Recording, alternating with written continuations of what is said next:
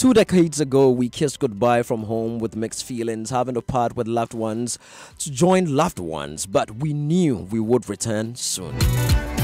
And the soon is now. So come Saturday, 9th February 2019, the 1998 year group of Wesley Girls High School, that's our girls, Cape Coast, return to host their 182nd anniversary and speech day and to unveil our 20th anniversary project, that's upgrading of the school sports field. Wow, that's a big one. It's a fun-packed weekend from Friday 8th to 10th February 2019. The Soul Train returns to Kakumdo Hills to inspire our girls to dream, believe, and achieve.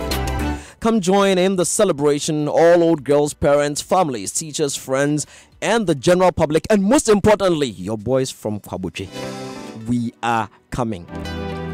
Wesley Girls High School, live pure, speak true, right, wrong, and follow the king. Some slay. Shouts to Messi, Dello, and the rest of the team. We will definitely be there to support you on this one. Highly spiritual. The Love Ride, and February, the month of love, is here, and your superstation Joy 99.7 FM presents The Love Ride. It's an exclusive opportunity to celebrate real-life Ghanaian love stories guaranteed to inspire and transform. How did a mere crush transform into a long-lasting, fruitful commitment worthy of emulation? Join the Apostle General of the Royal House Chapel International, Reverend Sam Krache Ankra, Reverend Azigiza Jr., Reggie Rockstone, Ochame Kwame, Prior Titia and their spouses, and many others on our Love Ride from the 6th to the 13th of February as they present exclusive insights into their love lives and marriages.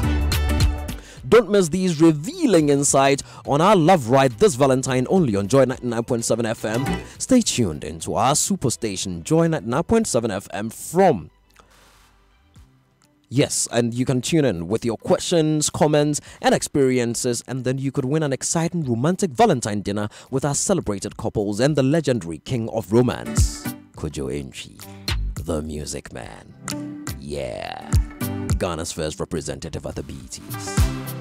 Yeah, he was also Ghana's first representative at the chorus. Kojo Enchi, proper legend. He's going to be at our Lovers Dinner Dance at Kempinski on the 14th of February 2019. That's one event you sure don't want to miss. The Love Ride. Come take a ride with us on this journey of love.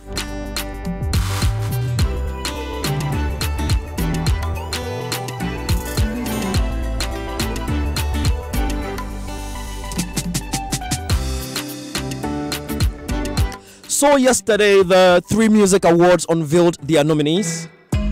If you haven't followed, and most importantly, if you're not aware, DJ Wobete is a nominee. Yeah, DJ Wobete is a nominee. And the Dusty Neo, Minaminio, and the Dusty is in the house. Unia, nothing. Na house where? Na house where? So no, but okay. You've been busy. Please have a seat.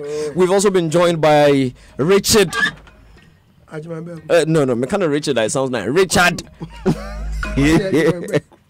Richard Kwame Ajimambeko, aka Rasta, is in the house with us, and our own favorite uncle, Uncle Ken, is also here with us. Uncle Ken, fine.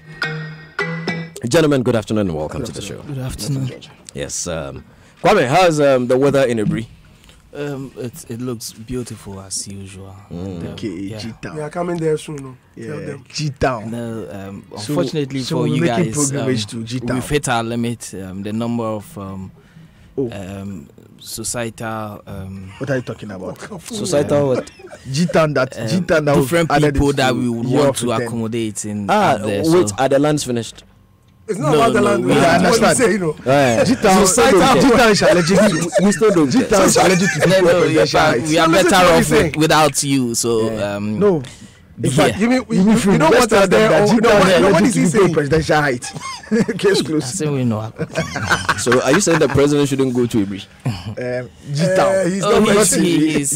He's our president at large. So Uncle Ken, Kwame Rasta says there are no lands in Ibri for us to buy. Yes, people have bought all the lands. Yes, but that is not right. And then worse, we don't have space for squatters. So no disrespect, you are okay here, you look cool, you look well fed, so be here. And Let's praise Let God. us also be there. Yes. No. Okay, fine. If Ibri will not accept us, we'll go to the vote. Go to Castle. I know. Go to Castle. Don't worry. Go to Castle. This morning I met some fine people around Japan. In fact, Ghana is blessed. We have so beautiful, warm people.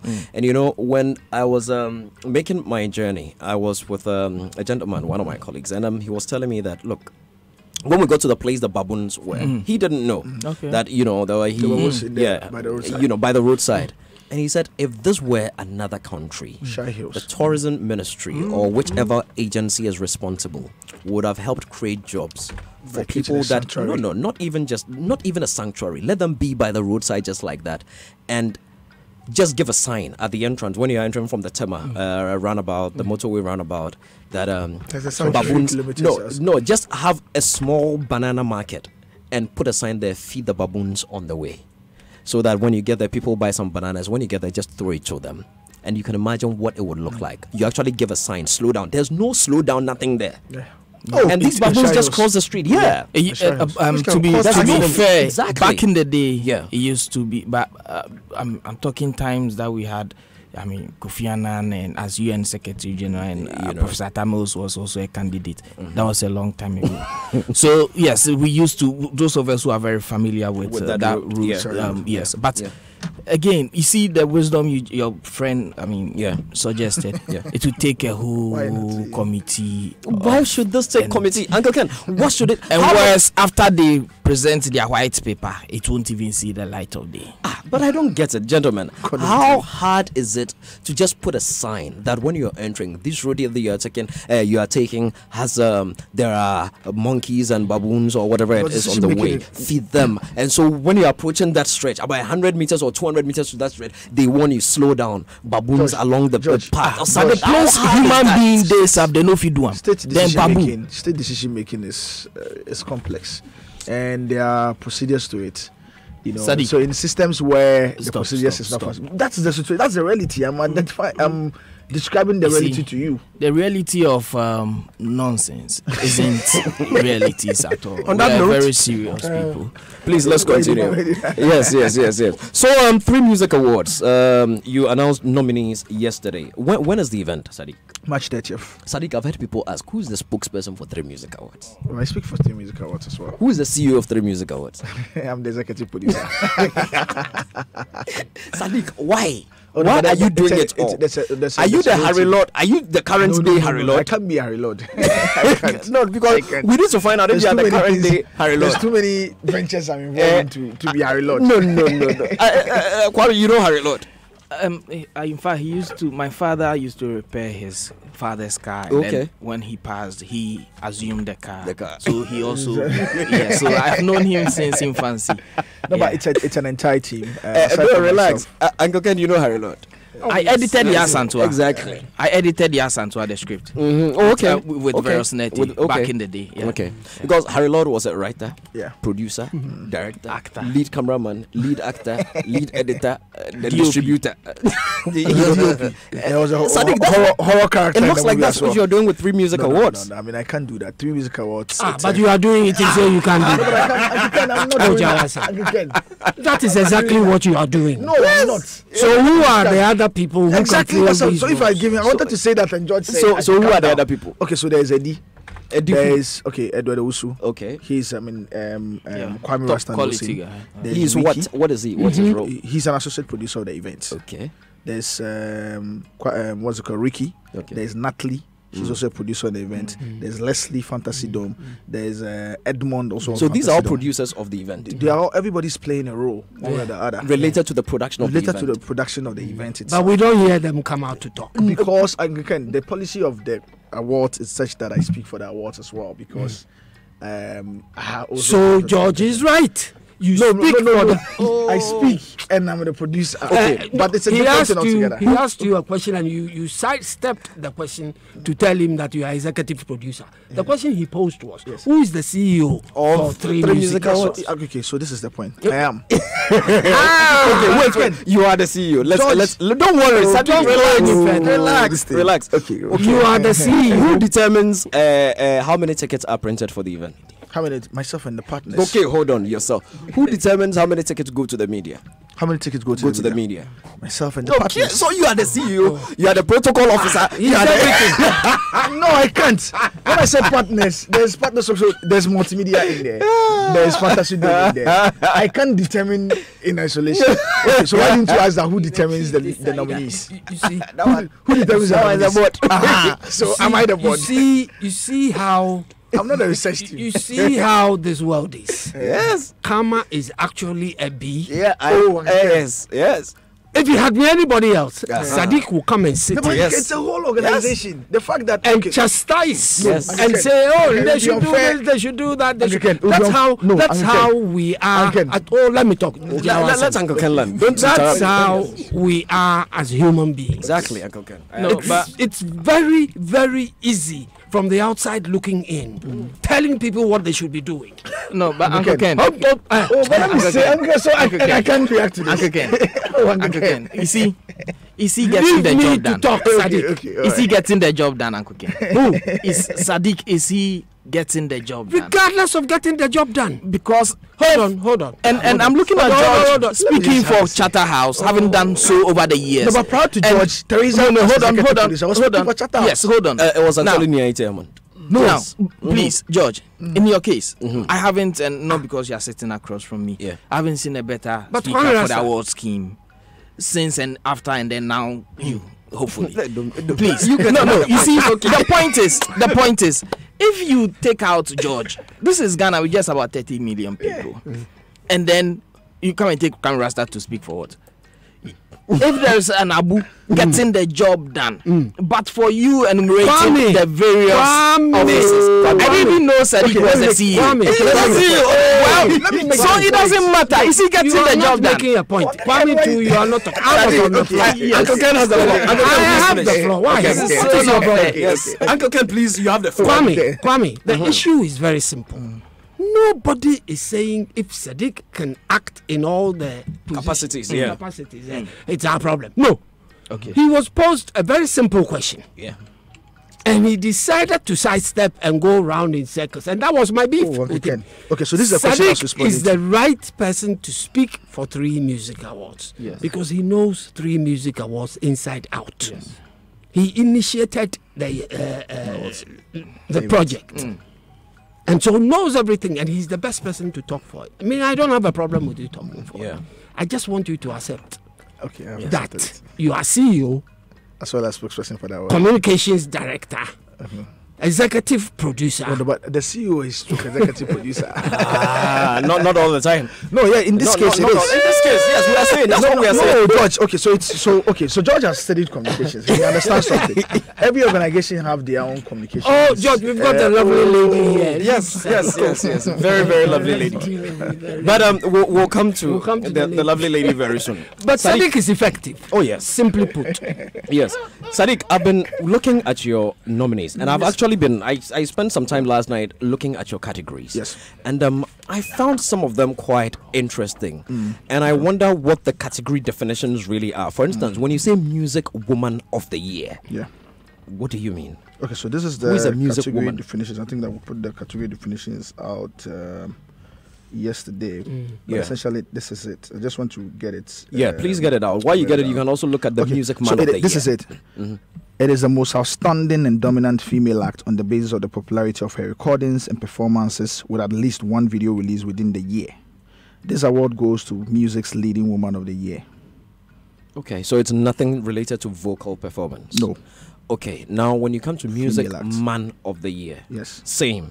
Male version. Male version. Okay, and you have an overall Artist of the Year. No, we don't have. You don't have an overall Artist of the Year. So our topmost award is the Song of the Year. The Song of the Year. That's interesting. Okay, because I wanted some clarity on that, and then the digital. Yes. Can you throw some light on the digital? Okay, so essentially, I mean, it goes to it rewards the outstanding use of social media by an act in harnessing the biggest fan base, maintaining visibility, high engagement of each post, audience interactivity, trend setting the narratives, and pursuing courses. So, does your number of followers matter in this case? Yes, it does. In terms of harnessing the biggest. But you and I also know that we can buy followers. Yes, but I mean, it doesn't matter. There are apps that will indicate to you that, I mean, these are real followers instead of the bot ones. So who would the award go to? the awards. Yeah. I mean, okay, so now we've done the processes and we have the nominees. So the fans will vote to decide who it goes to. Ideally, all the people that are there are eligible to win the awards. And this is 100% public voting. So once the public vote for one of them, I mean, that's it. The reason I picked this particular category is that it is a category that you can put numbers to very easily. Yes, it is. So if there's an award that goes for the best digital act, and as per the definition, it's the one that interacts most, has the most following. Eventually, it comes down to the most following because no, it doesn't. It's not limited to most following. If your followers are organic, you know, and they are real and they actually follow you and all that, then naturally your level of interactivity compared to others, that is where, you know, and probably you need to put that up because so that's why we didn't limit it to only harnessing the biggest fanship. Yeah. That's why it also indicates or stresses on maintaining visibility, higher engagement of posts. Somebody can have a less fan base, but their engagement in terms of the post, in terms of the interactions on the post is higher, you know. And so that's why we indicated, we give parameters or elements that would fit somebody. Then so why are you making it 100% public votes? Why should the public determine? In that case, the one with the least engagement, the one with the least following could easily pick up the award because the public voted for him. Why not? If it fits one of the categories definitions or the element, why not? But how can I win an award category just because one aspect which I have the power to influence? Because really I can find money for my friends, Charlie. Exactly. I won't win this one, no, pay for me. So somebody can steal that award very easily. Yeah, but it's the same with all the awards, George. Not I mean, I don't think you that can we can influence your friends to text in multiple any times. of the categories. Yeah. You see, but my problem with this one is that there is clarity. You can put numbers to it. Suggestion I would have made if I were on the Three Music Awards board was to have taken this away from the public. No. Maybe that's okay. Yeah, I would have taken it from the public because there are so many ways that you can actually measure and see and have your result. And it's there. Then you put it out to the public. But I'm indicating to you now that it is not flat. It's not automatic. It's not as if once you have the biggest fanship, you would have the biggest audience interaction, or once you have the biggest fanship or audience followers on a particular social media, you will be churning out content the way you should. But you see, so there are differences to this. So if you study it very well, it's not as if it's automatic. So when you go in, once maybe one artist has 1 billion votes, and it surpasses everybody, you just give the award to him. I agree. But beyond that, I think there's one part of it that we shouldn't discount. I don't think we are trying to discount the involvement of fanship or followership in deciding who eventually becomes a topmost an award winner. Let me add the reason I've picked it, reason I've picked it. Okay. Let me give you an example. You want to talk about interactivity. Yeah. Artist A is Kwame Rasta. Yes. Kwame Rasta is in the studio recording, and he just does a video of his recording. Yeah. Hey, look out, that's the next big. And then the comments, oh, I'm loving this. I love the enjoyment of Kwame. Who you go feature on this one? And then artist B is George Kwe. George Kwe also. Okay, artist B. The problem is what I'm about to say. But if you insist, it's too late now. artist B is George Kwe. George Kwe also shows a video of himself with some girls performing a certain activity on him. Hey, puts it on the social media. That's where the influence. That's where the now. Which of these do you think will get the most commentary? Okay. Which of these do you think will have the most interaction? Well, I mean, George, thanks for being a very good man. Let me answer that. Which of these do you think would have the most interaction? Well, of course, as much as people like titillating content, that would attract a lot more followership and talkability or traction.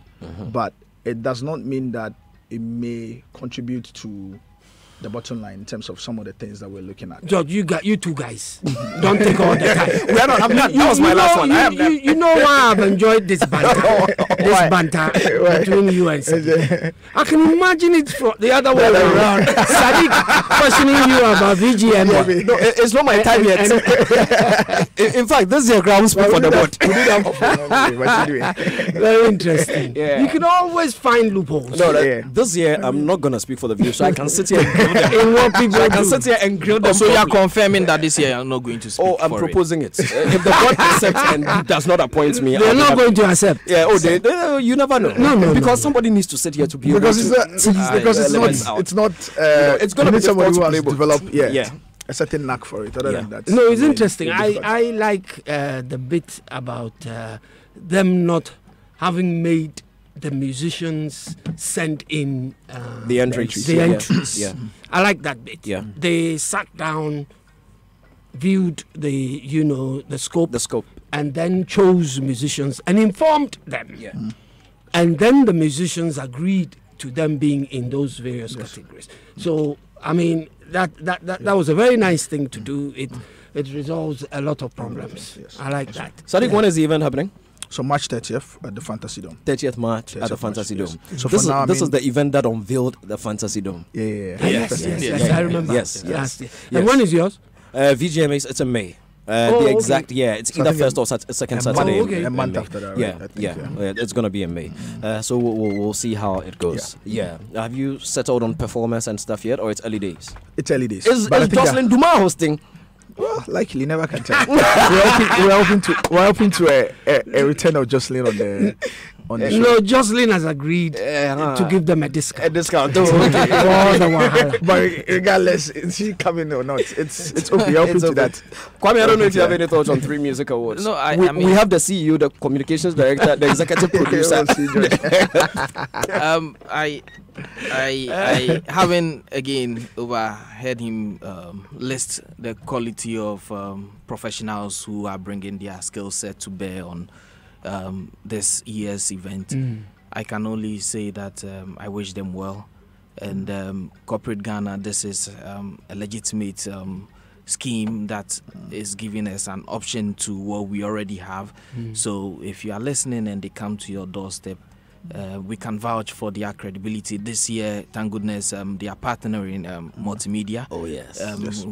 I mean, a media organization that has a long-standing, success stories, and so this partnership is also a new twist to 3 Music Awards. And please, let's all contribute our might to make this year's a success, and ultimately Ghana will win. Before we wrap up today, we're going to go through the categories that have been released, all the categories that have been unveiled. But right about now, let me introduce the adorable woman we have in the studio. It's always refreshing when you have a beautiful woman in the studio. Yes. And this is Amy Apia Frimpong. Is it Mrs. or Miss? Mrs. Amy Apia Frimpong. Let me find out. It's Mrs. Because the way she's adorable, I have to ask. She's sitting next to me. And she's Rastaman, don't be silly. Yes, don't be. Swallow it. She's executive director of the National Theatre. I have one question about the National. Please, have you ever sat at the National Theatre to watch an event? I believe the answer would be yes. All the time. Are the seats comfortable? No. Okay, that was my first question. Not the way I would want them, but if you look at standard theatre seats, they're okay, because for every performance, live performance, it's supposed to last no more than 2 hours. Yeah. That is how the National Theatre was designed, for theatre, for the performing arts. And so you always have to keep that in mind. I do agree with that totally. When you want to sit there for 7 hours, you expect to be comfortable. You know, that's the problem. But if you haven't given me any other venue and National Theatre has to serve other purposes, where else do you want me to sit for 7 hours? No, George, it should be put this way. When you collect my money and we agree on the time I would spend there, why don't you find out from me if patrons are supposed to leave after 2 hours, and that the extra hours only production men will be in the auditorium and play something? Well, you have a point on that. Because this is the first time we are being told, of course, and it makes a lot of sense. And that's education for us all. But then again, this is Ghana. Yes, the Chinese built it for us. Yes. But not for Chinese men, for Ghanaians and for our purposes. So if that's the only option we have to hosting our events, which would go in excess 2 hours, and we are being told that, in other words, because it's designed for a 2-hour program, after 2 hours maybe we should go for a break. No. I think you didn't get her. I think what she was trying to throw light on the purpose of the building. When it was being built, what was the inspiration? What was it being built for? And it was being built for theater productions. And anybody who's been to theater school will tell you that the average play shouldn't go past 2 hours, or the average theater presentation shouldn't go past 2 hours. So I'm sure that is the premise. But a hue and cry. And if I may add, this is one of the reasons why we have our new strategic plan. A lot of Ghanaians look at the National Theatre as an event center. We are not an event center. It is the National Theatre of Ghana. Yes. And any national theatre that represents a country has a very focused purpose. And in our case, is to develop and promote the performing arts. Thank you. Renting out the space is in the law so that we will be able to generate money to support the primary mandate. But now it's become it's perceived more as an event center and has to be all in all. I've had people say, why don't we break it down and increase the number of seats? There is no way we can do that, because if you're in theater, the average theater, even the Broadway is like 2,500. And it's because you want good sight lines for stage. With the 2,500, some of the seats have 70% sight lines, some have 80, some have 90. But if you want a really good sight lines, so that wherever you're seated, you can see the stage, see what is happening and enjoy what is happening. You can't have a 10,000 seat performing arts theater. It's different. We should maybe agitate for another space. One space can't serve everyone. There has to be a space for music, for concerts. National Theatre is okay, but even for the symphony, if they are performing, the acoustics are not right. And therefore, we need another space. But we all jump onto one space and we want to make that space serve everyone, and that's not possible. I see. Let's speak about George, she said something that I want clarified before you go deep into your conversation.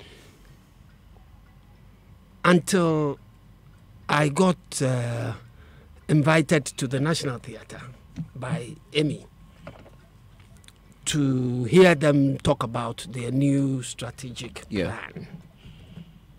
It was the first time, and she's repeated it here, that the National Theatre is not just the building. But that the National Theatre company, it's a company that encompasses other. And to be honest with you, I was surprised, because throughout, ever since this National Theatre building was put up, that's what we've all felt in this country. That when you mention the National Theatre, it's about that structure. That has been. That's what we'll go into all that. Listeners, we're talking to Auntie Amy. She's executive director from the National Theatre. And if you want to be part of our conversation, just WhatsApp us 0244340437. And we're having this detailed discussion on the National Theatre. I bet many of you out there don't even know that the National Theatre has a garden. Did you know there's a garden? Did you know, Kwame Rasta? Sadiq, did you know there's a garden at the National Theatre? No. You don't? You don't? The main. You only know the main auditorium, the Folks Place, the Folks Place, and the exhibition hall. The exhibition hall, the Folks Place. You don't know the Mirror Room, the restaurant, traffic. Yeah, you don't know the Mirror Room. You haven't been to the Mirror Room, the dance hall. Yeah, you don't know it. Yeah, you see. That's exactly what Uncle Ken was saying. A lot of people just see it. The National Theatre of Ghana. Before I go into the other things that we would expect a National Theatre to do for our country, why the change of logo? You recently changed your logo. Yes. And we have a new logo. Yes. 3 Atenteben. Menson. What's the difference between them? Atenteben. Okay, there's a musician here. He's a traditionalist. Okay, so but he himself is confused. No. The Atenteben is in local parlance, in Western classes, it's the bamboo. flute. No, the bamboo, the flute, the fashioned bamboo, out of bamboo. Yeah. Yes, that's the atenteben. Okay. So in fact, Westerners do not have atenteben. It's locally. In fact, it's been rumored that Ifrimamu invented it. Oh, okay. So yes, and the menson. The menson is 7. Okay. And then that's what the Akans largely, for the Asantis, play the menson and the horns. The horns. Okay. It's played in different cultures. Yeah. The reason I'm distinguishing is because the Krapims play the mentia. Yes, which looks the same as the menson. No, I think that's about 3 or 2. So you are referring to the numbers, just to shed light on. The song is song is yes. Okay. That's how it carved its name anyway. So and it's peculiar to certain dialects within the Akan structure, and then the mentia, and because I am aware of it, and so. But she would, of course, do justice to it more than you're the musician. You're not right. You're the musician, so you have to be able to tell. So wait, too. The mensong is the one that looks like the horn of a bull. Yeah. It looks like a bull's horn, right? Yeah. That's the one. Is it actually a bull's horn? These horns come from elephants or cows. Okay. So even in the north, they have, and when we started investigating, one of my staff told me that, mensong is actually a Ga word because the guys use that. I said, no. Slowly pronounce it. Song. So 7 horns. Yes, 7 horns. People have different interpretations for it, but generally that's where it comes from, and it's used in traditional settings a lot. It's used to herald. It's used to mourn. It's used to announce. It was used to announce wars. So it's used in different aspects, and we selected. So let me tell you, we didn't create the logo. We had a competition for youth between the ages of 18 and 35, and the idea was National Theatre has programs for the children and for adults, but there's really nothing for that age group. So we decided that we'll use this as a way of engaging the youth in our new direction. Okay. And so we had 6 winners, and we stayed up to way past midnight trying to select the one to go with. Yes, and we felt that this really reflected our visions and aspirations without really tying us to the building, because the old logo was of the building. And we've been talking about, and we realized in the stakeholder and focus group engagements that were part of the strategic plan that everybody thinks of us as a building. So we needed something that represented who the National Theatre truly is supposed to be. And we didn't say don't do the building, but we were looking for something that really represented us. And we felt that this was the one. Interesting. I kind of like it. It looks good. And I've seen the graphical representation of it. Yes, Uncle Ken. George, yes, Amy just told us that they have a new logo. Yeah. And that there was a competition. Yeah. I have been monitoring the airwaves, and a lot of people are a bit confused about, one, the prize money given out for the competition, which I even find moot, because this institution fends for itself now. Yeah. Am I right? Not entirely. Not we entirely. Still have some state support? Yes. Your salaries maybe come from government, yes. Correct. But the rest of your activities you have to take care of yourselves. So I wasn't even too worried about the amount of money that's given out to the winner. But people have been saying that they've been talking about a competition and a winner without mentioning names. And so they do not know who actually won the competition, where the person comes from, who the person is, and blah blah, all the nitty-gritties, and I think that maybe if she brings it out now that she's come here. Sure. Unless the person wants to remain discreet. No. So let me tell you, we had a sponsor for all the prizes. Tropical Cable actually gave us money for the prizes. Oh, great. And the first prize was for 5,000, and then we had 4 1,000 CD prizes. So but when the panel was done, we actually had 6 top winners. Okay. And so in the 5th place, we had a tie. So the 2nd, 3rd, and 4th place winners got 1,000 each, and the 5th place tie winners got 500 each. And the winner of the competition is Mr. Henry Quest. And he does graphic design sort of on the side. It's not his main thing. But what we'll do is we'll provide the names of all the individuals, the top 6 winners, and a little bio of themselves on our website, now that I know so about have they that. received their prizes yet? They have. They received it on the day. So please, if you're listening and Henry Quest owes you, his cover has been He's already spent the money. Henry Quest owes you. Know that he has come into some good money. Yeah. The National Theatre also houses the National Dance Company and the theatre group known as the National Drama Company. And the National Symphony Orchestra. Oh, they've left the Bathing Power place. That is part of the problem we had. Now, in the establishment law, they've always been part of the National Theatre. Okay. But because they were there was no connection to the theatre. But since they've been back to the theatre about 4 years now. Wow. And it's this whole idea of, look, we need to fulfill our mandate. We need people to know who we are. And so they are back now, and we've been doing productions together the last 3 years. Every year, all 3 of them get together and produce one major production. That's where I'm going to. I have heard Roverman present. I've heard Abubakar.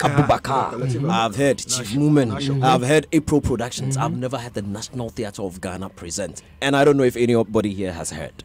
The National Theatre of Ghana presents ABB Groma, the National Symphony Orchestra, and the National Dance Company in Professor Mohammed Ben Abdallah's, something. How come we never hear them? George, I've heard a few National Theatre presents, but not at the National Theatre. Really? National Theatre Company, or the groups, the various groups. Yeah. Okay. How come? Okay, so we have some shortcomings that we need to address. First, when the way that the National Theatre was built, we didn't really have a communications department. Okay. We didn't really have a technology department within our organogram. So one of our goals is to look at our management system, and there's actually a management subcommittee to look at it and to fix that. Okay. We have a staff of 2, and they are always challenged in getting the word out. The work is always created, and in fact, internally, the biggest fights we had have communications.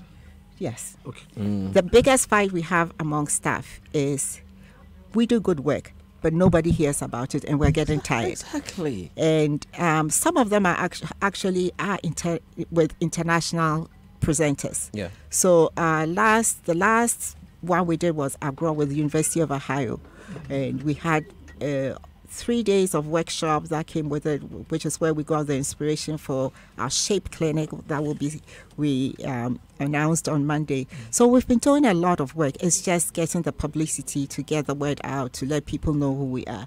That has been the challenge. Interesting. Yes. So we're welcoming you all to partner with us and get the word out.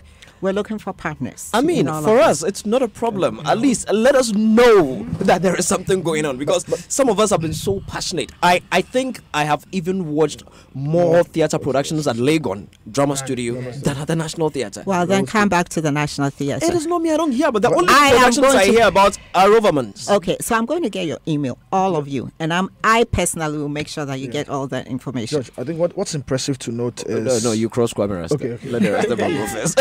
Madam, in your submission, you mentioned that the way the National Theatre was designed, you didn't have, it could not accommodate certain.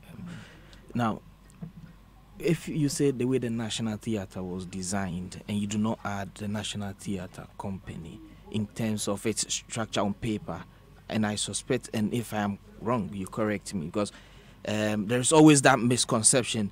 And I think Uncle Ken raised it here that people do not know that beyond the name of the structure being the National Theatre, it's actually supposed to be a whole company. So if it is an organizational deficit, then let's be clear about it, and then we can specifically look at, okay. And I again, if I'm wrong, you could correct me. But I think that's what you meant by not having certain offices available. Well, I think that you're looking at it in terms. When I talk about the National Theatre, I talk about the National Theatre as the organization. Good. So let me say this. For me, ideally, as I sit here, I would have accomplished my goal if the content in National Theatre reaches you in Yendi, reaches you in Nzema, and that you have, because it's an experience, that for me, when you're lying down at night, you should think about that National Theatre performance and how great it is. And therefore, when you come to Accra, you want to see where this work, or the people who are behind this work, where they come out of. The other thing that we have is in our law, it says that we have to have theatres across the nation, which is part of the President's agenda. The National Theatre Act. Exactly. Yes, the National Theatre Act. And it does not mean that we should sit in Accra and create work for only the people who have access to the building. It means we go over there.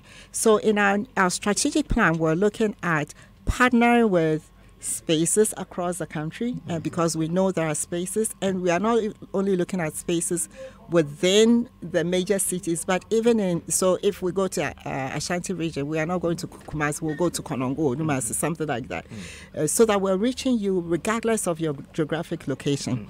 Not only that, we're also looking to build the capacity of the theatre groups, all performing arts groups within the regions. So the programs committee, for instance, is looking at programs like Concert Party, Fun World, which have always been coming out of Accra, to see how we can have it in the regions so that people who are not in Accra are still part of the programs. Well, so like I just checked on social media right now, like specifically Twitter. And the only national theatre which is verified, it's not just about verification, but which is active, is the UK's National Theatre. Ghana's National Theatre, I didn't find. That's not to say it is not there. It is the National Theatre GH. What I just found is the Ghana Dance Ensemble National Theatre, and it has 27 followers. And it was invented in 2018. And I understand this is how sorry our situation is. But we have you here, and then you are putting out the call that you're looking out for partners to help with your outreach programs and whatnot. Do you have any plans to, I could even volunteer for the National Theatre. You're hired. Thank you very much. And tax-free. Yes. And so if this is the clarion call you're putting out, what specifically do you have up your sleeves as head to the 5-year plan? Actualize some of these things or embrace some of these communication channels so it can inform, because we are sitting here and we are finding out a lot of things for the first time, and I suspect listeners too are learning for the first time, and it is so wrong. I nearly felt guilty that we hadn't made it our chore to go there and then find out, but I'm like, no, I should be living in my mampong every, and then get to know what is happening, even your schedule for the weekend. Back in the day, we used to have certain private tabloids, periodicals that were going around that were listing programs on TV, and even the National Theatre. I think it was private, but it behoves your establishment to make these things available, and it's cheaper through social media, because there is so much happening. I live on the outskirts. There's so much theatre and drama happening that people who have grown out of it and have migrated into Accra would want to on the weekend come and then relive those moments, but we do not know what's happening there. Okay, so that is why we've undertaken the strategic plan. Let me preface it by saying that when I took over, it was a period of turmoil for the National Theatre. We were in debt big time to ECG, and that was all anyone would talk about. How can you the National Theatre charges so much for a night? Please, I can explain it if you let me learn. Okay, so we had that with the air conditioners weren't working at all. we had lots of issues. So the first thing to do is to stabilize. Yeah. If you don't stabilize, nobody will listen to you, which is what we've done right now. And we were owing because up till 2013, the government was paying our electricity. And then there was a directive that all institutions should pay their electricity. And then I think at that time, we were charging about 8,000 for the use of space because we weren't paying the electricity. But then we had to figure in the cost of electricity. As I sit here today, our average electricity bill is 70,000 Ghana cedis. When we charge at the gate, 70%. How much? 70,000 Ghana cedis like a month. 700 million old. Yeah. No, I don't spend old money, please. I don't spend old money. I see. 70,000 and cedis that, a yes. month. So 70% of that cost is towards utilities alone. Wow. We are an old building. The equipment is old. They are not energy efficient, and it's a problem. We cannot fix the air conditioner because we undertook an energy audit of the building, and the building needs to be rewired and replumbed. Otherwise, if we put any new equipment on it, we have ourselves to blame. Do you get it? So there are things that we had to plan for, and that is exactly what we've done and why we're here today. To address all of these issues, and as part of the strategic plan, we have 8 subcommittees, and I'll list them. The Act Review, so that they can look at our Enabling Act to see if there should be changes. And that actually started because now we have 2 ABB grammars, one at the National Theatre, one at Legal. We have 2 dance and song. Something has to change, so we need to look at our act. We have a fundraising committee, we have advocacy committee, communications committee, programs, the renovation and expansion, management system, and then a shape clinic committee. We've put all of this together so that we can have people help us, because we know everyone is interested in the future of the National Theatre. We can only have one National Theatre. We can't have more than one. Any country you go to has one. You can have other theatres. So, and the National Theatre is takes the life and soul of the country into its hands. It is so we do the things that are not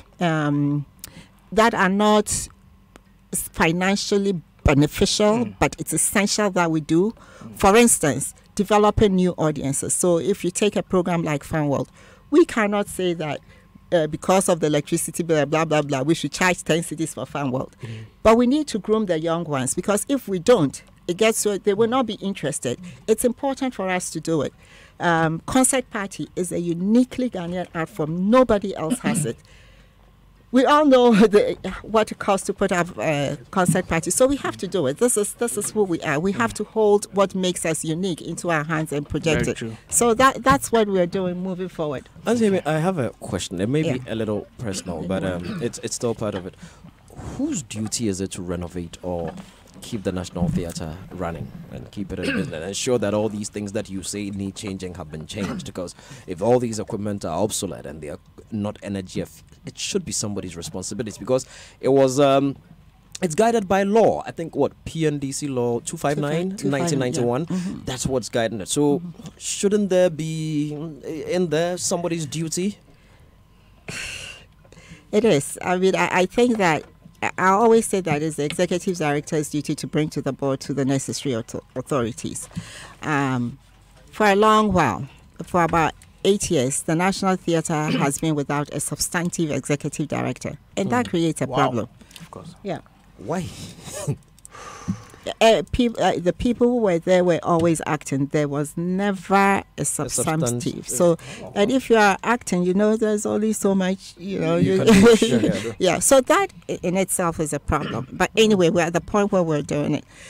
We also realized that somewhere in the cooperative agreement, there's with the Chinese. Yeah. They're expected to come and do the renovations. And so we've started the process. And we're hoping that hopefully by the end of next year, that the renovation will start. We don't want to start the renovation towards the end of this year, because we know that towards the end of the year, We already don't have enough spaces. We don't want another space going down. The beginning of the year is a little more lighter, so we can afford to begin the changes then. So we're working feverishly to get that done. So before the rest of the panel come in, if I get you right, it is government's duty to ensure that it is maintained, but somebody from your outfit needs to make them know what needs to be fixed. Of course. If I'm the minister, how would I know National Theatre needs... What you need. Yeah. What you need. But so the person there, in my opinion, needs to make sure that you've done the necessary things, which is what we did an energy audit of the building. We've done a building audit as well. And then we incorporated all of that into a proposal that we sent to the ministry, moved on. Which ministry is this? Ministry of Tourism, Arts and Culture. And then it's finally gone to the embassy. So we're waiting. Now to my personal question. The government is... I don't know if I should make it the government. We hear that it's not the state. Well, we hear the state is not the one paying for it. But, well, there seems to be a lot of investment in a certain national cathedral. Do you feel sad that they probably didn't look your way first? At least let's fix what we have before we think of a new one, invest so much. And I think we'll be deceiving ourselves if we do not think that a national cathedral could erode or somewhat diminish the relevance and the status of the National Theatre, which you say holds the soul of the nation. I don't think so. I don't think a national theatre is going to diminish who we are. We hold the arts and culture. The cathedral is about religion. Culture is not religion. The art element of it that's advertised or communicated. Yeah, but that's very different. I don't know what their mandate is going to be. I know what my mandate is. But you feel sad that they didn't look your way first. But what I've heard so far is that government is not paying for the cathedral. But government initiated it. Well, they could have done same for the National Theatre. George, that's not fair. It's like if I ask you, why did you choose your wife or girlfriend as opposed to another one? I mean, my wife. Yeah. The kind of it. The kind of. I don't want to use the word idiot, but the kind of person I am. George, she's the best person who can tolerate me. You never know. Maybe I have some. That's somebody. Yeah, that is the same thing. That is the same thing. Have you not heard? Have you not heard about why the cathedral has pride of place? Please, can we come to the national theatre? George put out some information, and I just want to ask him if you haven't heard that the president made a vow. Yeah, he did. To God. He did. That if he became president, he would build that. He would build him a temple. So, what do you expect? Why are you linking? No, I am. No, we're not. Mine. I'm only asking. I know, a question because I remember people that have come from other regions. I've been at the National Theatre. We hold a lot of events there. They are partners, and I've seen people come there for excursions. Yes. You know, I remember the beautiful days of when we all performed at Fun I could just stand there and be watching the fountain because at that time, we could all stand there just watching the fountain and that's separate edifice. And that's what they are trying to do. You know, when I look back some 15 years ago, that National Theatre I saw is not the National Theatre that's there today. Okay, because your eyes have gotten Let me give you a metaphor. Let me give you a metaphor I always say. Please, there's going to be a metaphor. Where's Frankie? Metaphor. Yes. Okay, I'm not doing a metaphor. You see, yeah. When a child is born, that child is the center of attraction, right? Yeah. Up till 5 years old, then they go to school, and then interest starts waning, and then teenage years, then become rascals, and you're getting annoyed with them, blah blah blah. But you still support them. They hit the university, you're giving them very little support. Yeah. Once they graduate, you just say, you're on your own. What could school be? That is where we are as the National Theatre. Well, we've been there for 25 years. So we need to. Yeah, we need to sit down. That's why we sat down. We're looking at where we are right now. We're not saying that, hey, look, we are the cute baby anymore. We know where we have to be. George, Kwame, let me bring Sadiq. I think that for me, it's impressive that for the first time, this is the first time that we are having to see a certain level of proactiveness on the management of the place.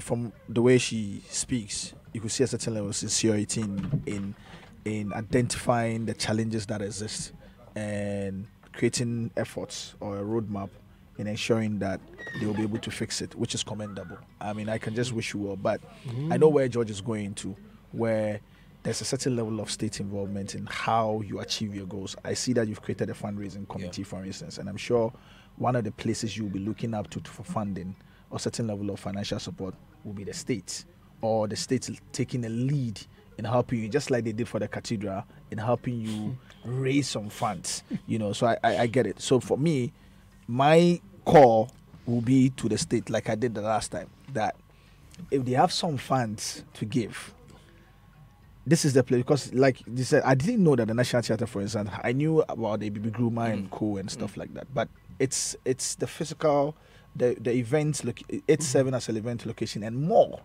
which these things are very important. And the part she mentioned where they had to take the experience beyond, the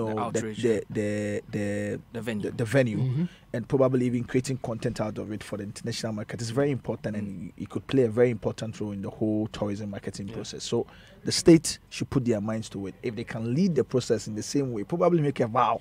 Rasta,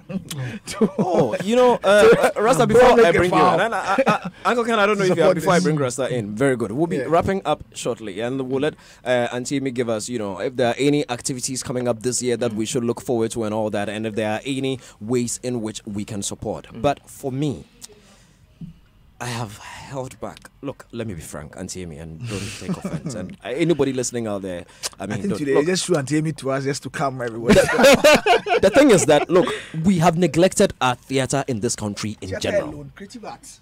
We have neglected the creative arts for far too long, and government upon government upon government, we have disrespected it, we have trampled upon it, we have stepped on it, we have reduced it to the barest minimum. Look, even when companies are going to reduce budget, it is our space they cut off first. What kind of industry are we building? Look at the developed countries all over the world. They take the creative arts seriously. We speak of Chinese. You're going too far. We have the Chinese doing so much in this country. Go to China and see how they take the creative arts seriously. Go to England. Go to even South Africa. Even Nigeria, next door, you said our neighbors and all that. What kind of country are we in? We stood here, we would do anything, we'll dedicate time and resource to everything except theatre. I doubt any of our people in government have probably even seen a Bibi Groma perform. They would have cherished them and made them a national asset, because really, that is what they are, a national asset. And it gets very, very frustrating when we sit back and pay attention to every other thing. And we in media are also to blame. We probably don't give it enough attention. George. Look, Uncle Ebo has been like a lone ranger in this space. I did one play at the National Theatre, so I didn't do another one. Next time. But it's frustrating and it's heartbreaking. When I have seen a Bibi Groma, I've seen the National Dance Company. People have called me from the stage. Shall you guys have this group in Ghana? George, have you finished? Uncle Ken, I am finished. I have finished. I have finished backing. New dawn. Okay. I have finished backing. There's something I want us all to look at. When we always call on government, this government that, you mentioned Uncle Ebo. Has Uncle Ebo depended on government to be where he is today? Uncle Ebo has not depended on government to be where he is today. All the problems associated with the National Theatre, Uncle Ebo goes through. But because he wants to achieve his aim of pleasing his audience and giving his audience what he thinks they deserve, he goes out of his way to make them comfortable. We sit here and we always talk about how the air conditioners at the National Theatre are not working, and these people have to go there and suffer suffocation and all that. Have you asked yourself why Uncle Ebo keeps getting the audiences he gets? At the same venue, that we are complaining about, somebody makes sure that he bypasses certain hurdles, finds solutions to those hurdles, and keep his audience happy. You see, I would disagree slightly. But disagree all you want. Okay. But I am saying that when we, as a people, stop relying all the time on handouts, then we will be in a better position to tell them that, listen, we were able to do it by ourselves. I mean, you mean handouts that is due us? No, hold on. Uncle, don't interrupt Uncle Ken. Uncle Ken, don't mind him. He's chewing biscuits. Please finish. That's my opinion. Uncle Ken, you see, for those of us who have been renting houses for years, we have rent rules. The National Theatre does not belong to any of the members of staff there. Everything Uncle Lebo does belongs to Uncle Lebo. It is Uncle Lebo's responsibility to make sure that this happens, that happens. So if Uncle Lebo has decided to go to the National Theatre and he knows the National Theatre is hot and he cares about his audience and want them to come again, Uncle Lebo would have to do whatever it is he can to make sure there is air. If staff of the National Theatre, I haven't worked before, but I'm assuming because I have rented houses. And when you rent, the rent people will tell you, when they give you the tenancy agreement, they will tell you that everything in your room you can touch. Anything on the compound, you dare not touch without landlord's permission. In fact, for certain houses, when you rent, even things in your room, even if you want to change paint color in your room, you need landlord's permission. I can imagine the bureaucracy they would have to go through just to say, we are having a production this weekend, the air conditioning is not working, fix it, or let's get extra air conditioners. And Jamie, is it going to be that easy, that simple as it would be for an Uncle Lebo? No, I think that you can, when you own a building, your cost, even before you put up a production, exists. When Uncle Lebo is going to put up, you just have to worry about production costs. But we have to worry about the building and then production costs. So I think that it's an unfair comparison. And especially at a time, I can only speak for myself, at a time where there was so much going on and things needed to be done.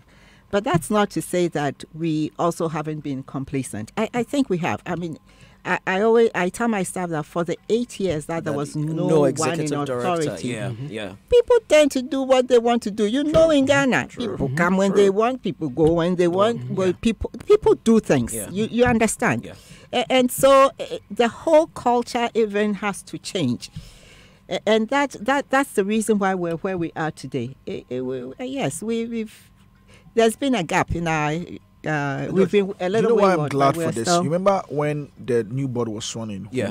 We met with Nana Fredwa. Yeah, Nana Fredwa. He indicated, I think it was sometime last year, he indicated that they were going to do things like this and we should give it on time.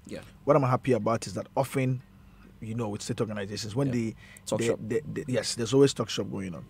Once at least there's a semblance of some work has gone in this.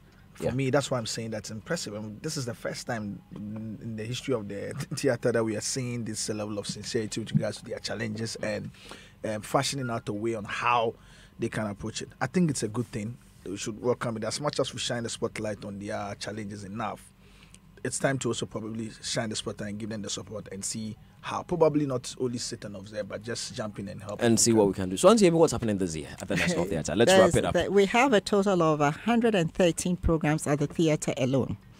And the first one is going to be February 21st. It's called Araminta, the Harriet Tubman story. And it's part of the Year of Return.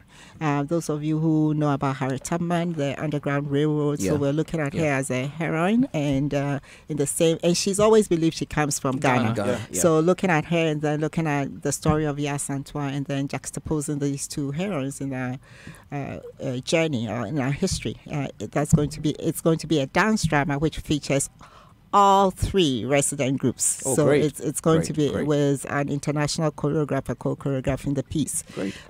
We have a monthly series for High Life, for band, for drama, for dance, and slam poetry. So every month in the exhibition hall, that's the space. This year also the National Symphony 1060. Symphony has been around longer than we have.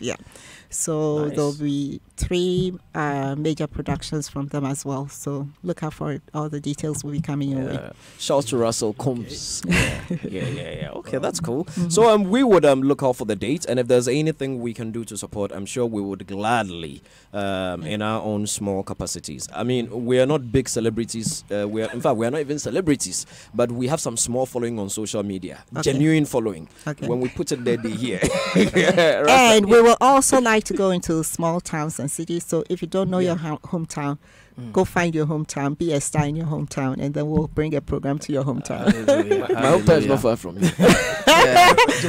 Adapt one somewhere. My hometown is not far from you. This is not far. I think I created an erroneous impression earlier on. You've been corrected. Yeah, I want to correct it. Okay.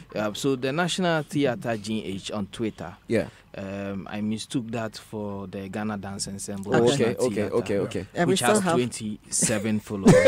But the National Theatre, which is the mother company, that one has 12 followers. And I just followed them, so they have 13 now.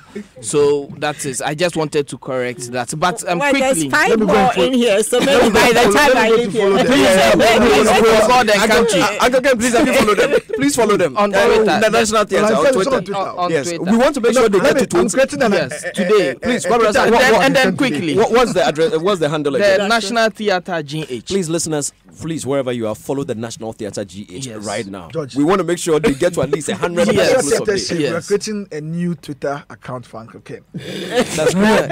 Now, George, you see, we mentioned the cathedral bit. Yeah. And I could, relate to how passionate you were and blah blah blah. And the reason I said you were being unfair to her is she's a political appointee, and that's God and precedent conversation. It was on slippery ground. So she couldn't really, because I was sitting next to her and I was looking at her, I'm like, okay, what's she supposed to say? Yeah. But really and truly, the seed money, the initial government support that came, if you had that benefit, it could have wiped clean your electricity bill.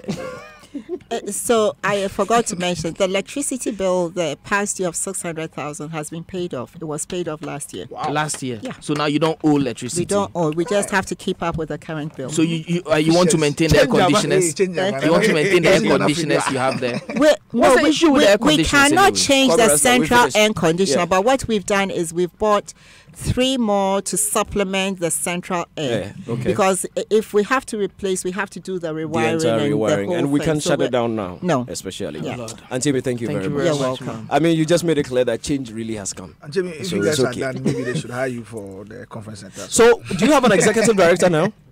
I am the executive. Oh, you are? Yes, sorry. You need an autograph or something. You know, when we spoke about the 80, within those 8 years, were you there? No. You weren't there. You weren't one of the actings that were. No. Okay. No. Thank you very much. We are feeling the change, Auntie Amy. Please continue with the good work. We wish you all the best. Thank you. Hey, yes. This is also the executive director of the Creative Arts Council, Honorable Makokri Kumanti. Why do you want to change my post? But you are honorable. Mark, actually, some people debate that when we look at some of the things that have been happening, you are more honorable than some other people we call honorable. Let's go. Please leave me downstairs. Please. Okay. I just want to say something about the National Theatre. I'd been there in 2010 to do an event. I remember what I went through. I remember too. I think I was there. Yeah, you were there. Yes, you were there. Yeah, very brutal. Yeah. And then last year I did another event at the National Theatre, and the change. She did some extra jobs. Yeah. I was going to get fuel to power the genset for the number of hours, and the kind of plant that they use is quite expensive to run. So she said she was going to do something for me, and she called the right people, and she gave me a word that I was in front of her. Oh, I just spoke to this man. He's giving me his word. He says that you are not going off. That's right. And so don't worry. Save your money. You are fine. And we sailed through. She was there throughout the event with us, which is not the norm with the National Theatre. And you could see that people were responsive. Yeah. Because leadership was at play. Yeah. Yeah. So I just want to say that with my little experience with at least Amy's time.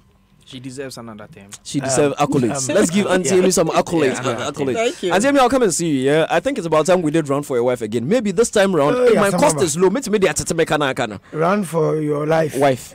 Wife. So Auntie Amy, I'll come so that we talk. All right. Auntie Amy, thank you very much. Thank you very much for coming. We hope anytime we need any clarity with anything, we can call it on you. If we can even make it monthly, I'll be here to talk about it. That won't be bad at all. If you want to have a discussion on females making it in this creative industry, we'll save that maybe for next week or something. We'll invite you so you can be a part of that discussion. Thank you. Thank you very much. Have a good rest of the day. Yes, and that is Mrs. Amy Apia Frimpong, Executive Director, National Theatre of Ghana, having a chat with us right here in the studio. It's been a fun chat, and I really have enjoyed that. When we come back from this break, we're going to be talking a bit more. Marco Krikumante has joined us, and we'll be talking about that conversation we started about the Creative Arts Council, the Ministry of Tourism, decoupling and non-decoupling, the conversation that started the beef between Sadiq Abdullahi and Akunu Dake. Stay on, we'll be right back. Many of us stand the chance of becoming victims of globalization, not the shakers and the movers. That a great man was asked, how do you bring up children? And he said, the first is by example, the second by example, and the third by example. What are the top 10 things? Albert, I should confess to you, it's a very difficult subject you're handling. If you ever found Kelly anywhere sitting on a stool, the three legs of those two are faith, truthfulness, and enjoyment. Please don't pull any of these legs out. If you do, you will fall. 10 years of reviewing the past, situating the present, and predicting the future. Springboard, your virtual university, matriculates at 7 p.m. and graduates at 8 p.m. every Sunday on Joy 99.7 FM. Springboard is a very significant intervention in our national life. The radio program, the virtual university, and the roadshow have become important factors in the development of our human capital. Springboard is brought to you by Legacy and Legacy and Joy FM, and proudly sponsored by EcoBank, MTN, and Central University, with support from the graphic business. Hi, this is Sharon Lecter, co-author of Rich Dad Poor Dad and the Rich Dad series. Remember to keep listening to Springboard, your virtual university with Albert Okran. It's going to help you create financial freedom for yourself and your families. Springboard, your personal value will shoot up. Here's where we turn around. Here's where we turn around. At ShopRite, you will find everything you need and more. From our world-class butchery and bakery to the freshest fruit and veg, all at the lowest prices. Like a 500-gram pack of Lily spaghetti for only 2 cedis, 99 pesos. And get a 415-gram can of Hayes baked beans in tomato sauce for just 5 cedis, 49 pesos. Valid till 3rd February. ShopRite. Lower prices you can trust always. Business affects us all in many ways. The forex rates are really going out of gear. Oftentimes in ways we don't even know. Here at Abosokai, what they indicate is that, well, their profits are fast eroding, and if nothing is done about it, several of them could lay off certain workers that work with them, or probably even close their shops. Business Journal takes you beyond the numbers and connects you to the lives behind the stories. Even the amounts we pay on duties itself goes higher because they use the dollar to calculate the duties for us. So I started selling Tiro on the road. I have to enroll in student loan trust to help fund my education. But I think level 200, the one who guaranteed for me died. So my student's loan was cut off. Business Journal every Friday on the Joy Business Report at 6:15 a.m. and 1 p.m. Every high school student is a patron of the good old metallic box, Shrine. Don't miss the Business Journal. It's everybody's business.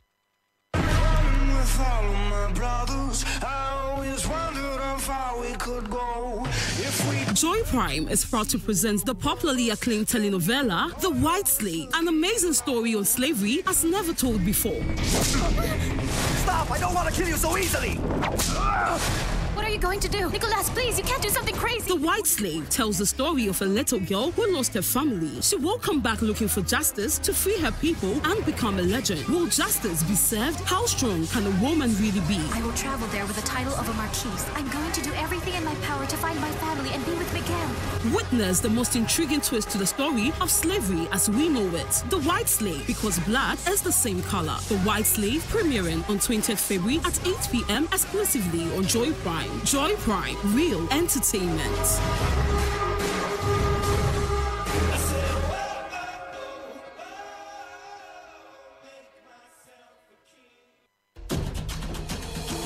Are you ready for the Joy FM Kids Olympic?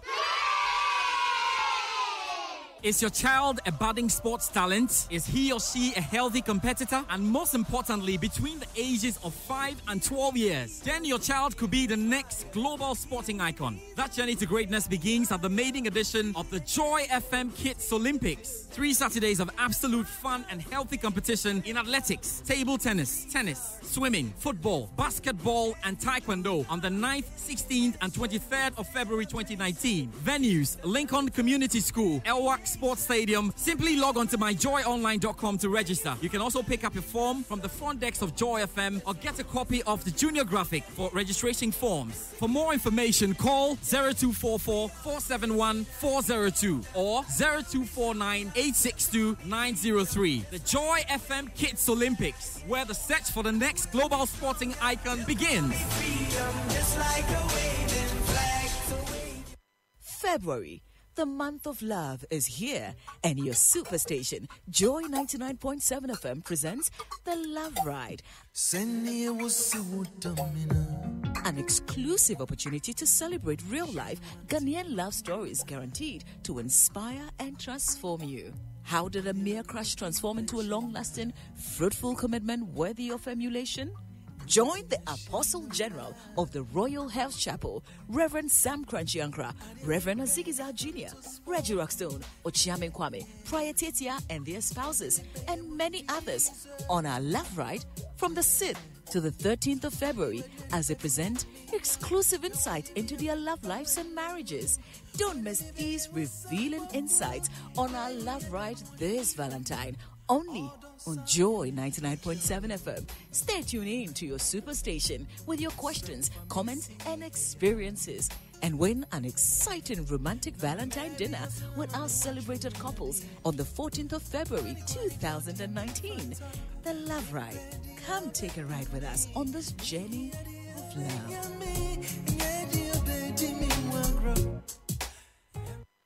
There is no force equal to a woman determined to rise. Glitz Africa presents the 4th annual Ghana Women of the Year Honors, a night to celebrate Ghanaian women excelling in different fields of endeavor and making Africa proud. The areas for this year's awards include Entrepreneur of the Year, Corporate Personality of the Year, the Inspirational Icon Award, Media Personality, Health Advocacy, the Young Star, the Star Power Africa Award, the Fashion Force Award, the Lifetime Achievement Award, the Governance Award, the Music Personality Award, the Film/Theater Actress of the Year, the Woman of Courage Award, the Expatriate of the Year, the Woman of the Year, and the Woman of the Year Diaspora. Send the names of your nominees per category and submission essays to Women of the Year at glitzafrica.com. The Ghana Women of the Year Honors. Women inspiring women.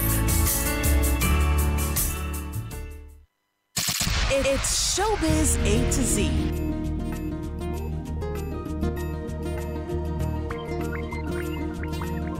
Showbiz A to Z. Float the stone and the lesson. Keep rocking.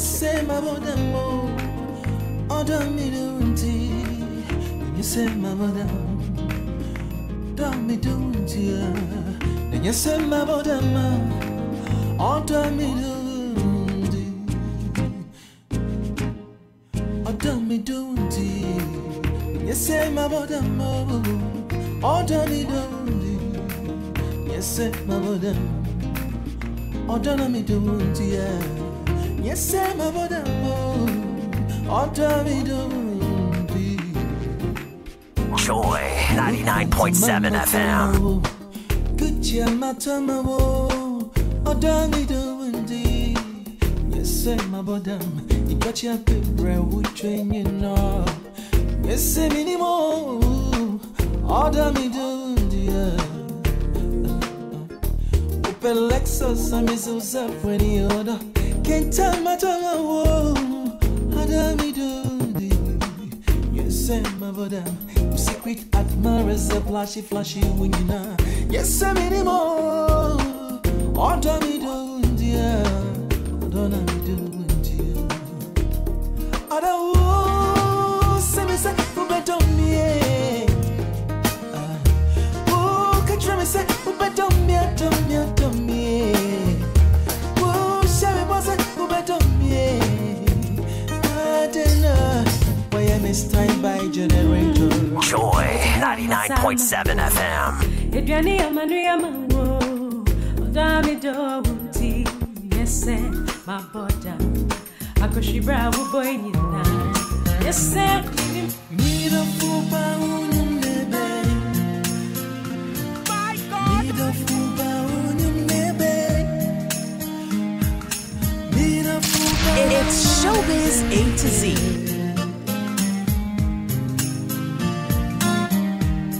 My sorry and no bad. Me home from you. Odo afimano. Me now. Say my baby boy. Oh sorry through me. When my was here with you. Me now with you. Odo you won't come out to gym. Odo you won't come out shit. Do you wait? We'll come on DJ.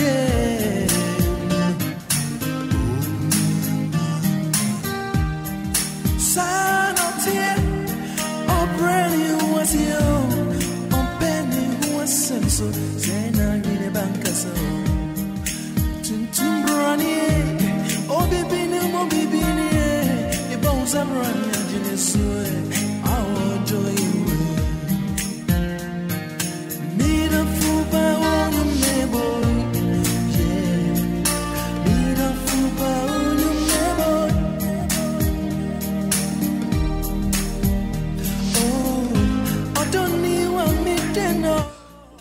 JKA Julius Kojo Inji, Mr. Music Man. Yes.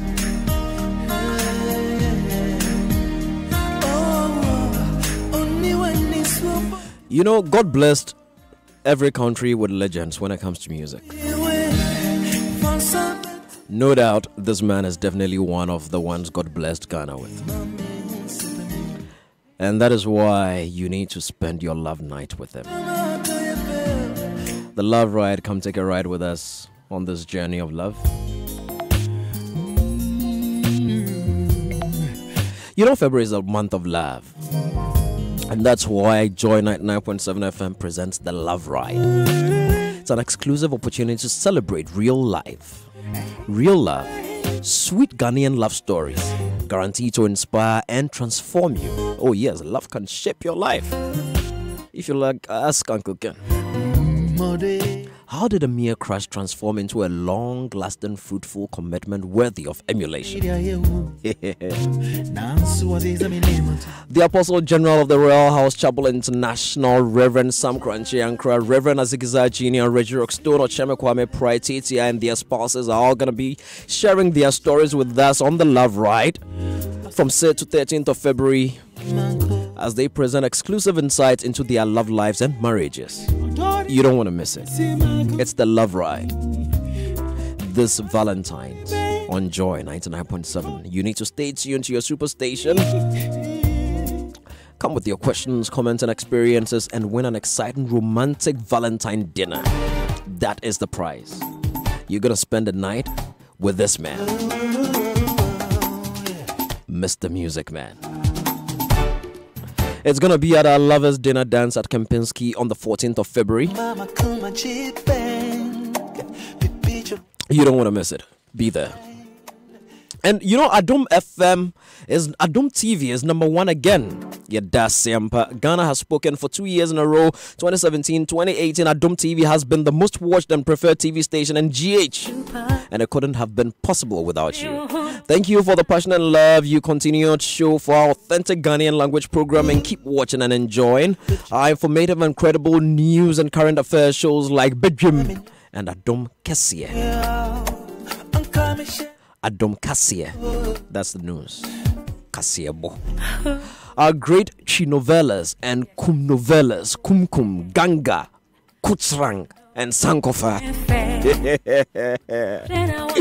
Our innovative events and reality TV shows, Adom TV 9 Lessons, Fufu Party, Chichinga Party, and Instruma. Hey, Chichinga. Greetings, Kojo Youngson.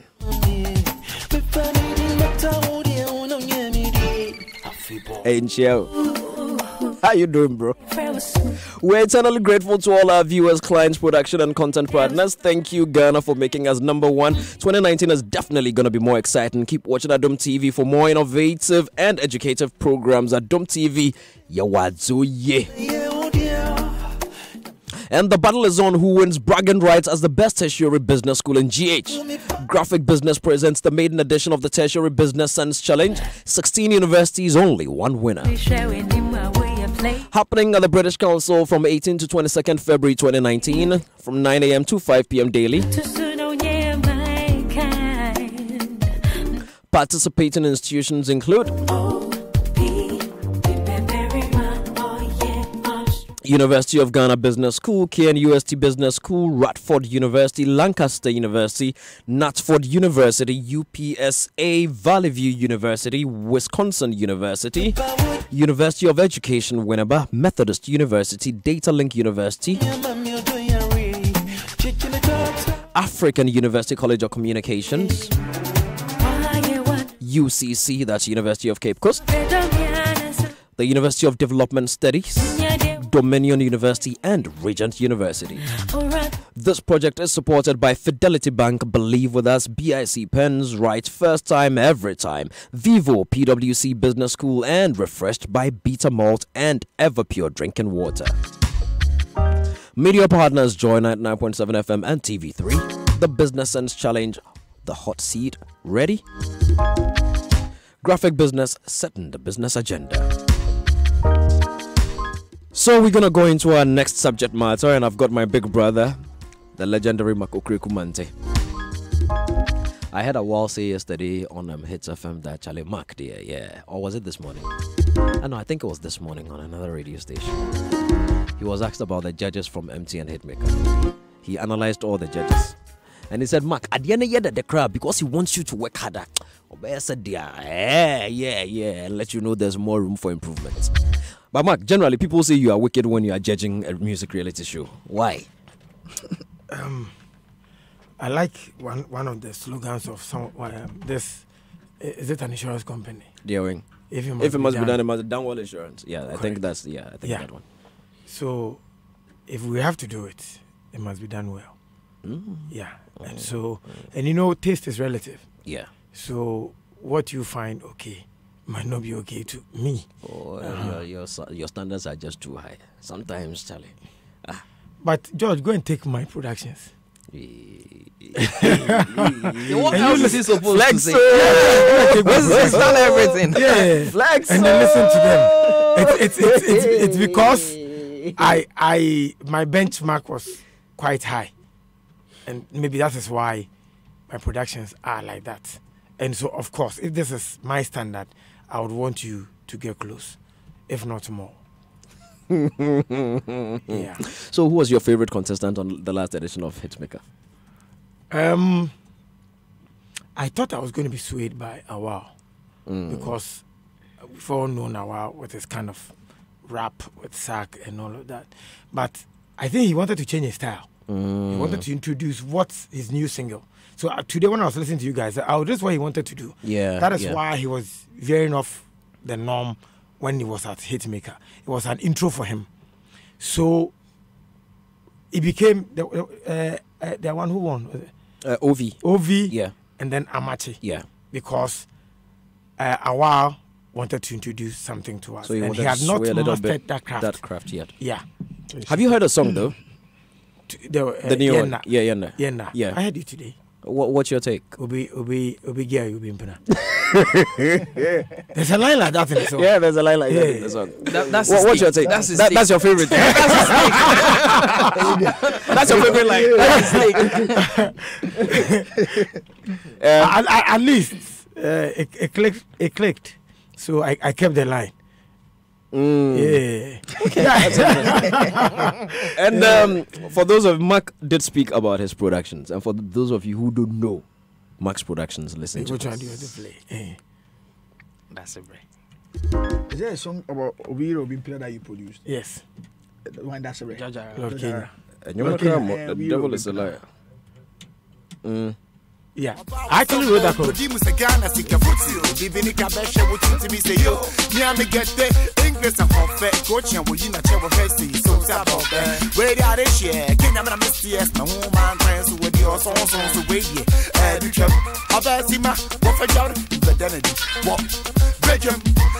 Mama make na Ghana Maria, Moya Sha.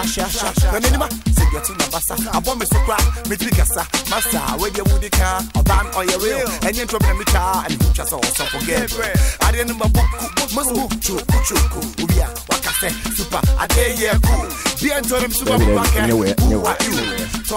Mark, who produced this one? This one wasn't you, eh? Thumbs up, but executive production was Goodies and then Lord Kenya himself. Oh, okay. Yeah. So let's do this one then, which was definitely yours.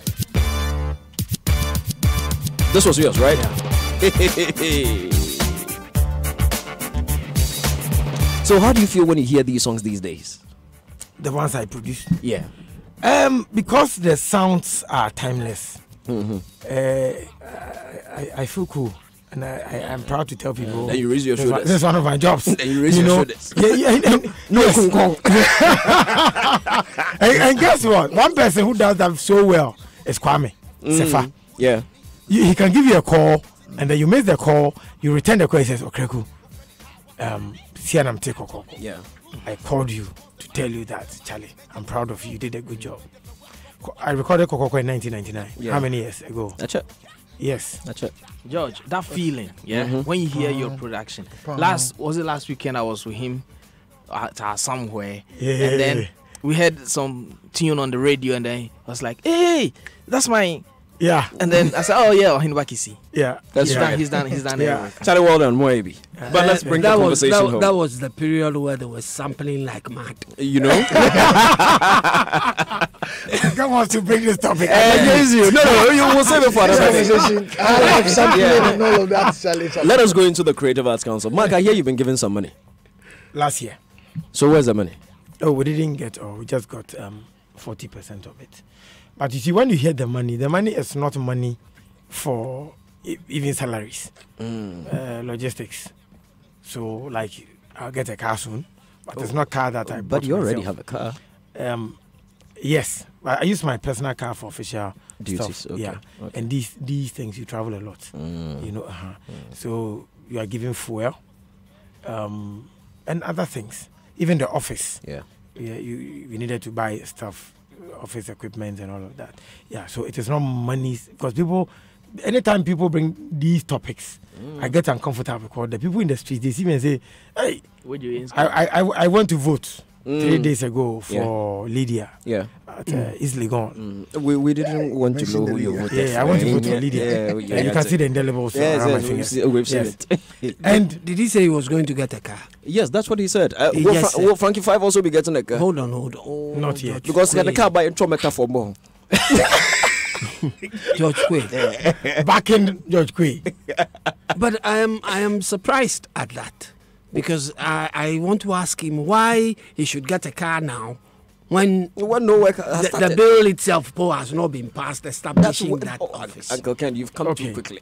Okay. I mean, you've said it too quickly. I find it ridiculous. That didn't come out well, eh? So if you...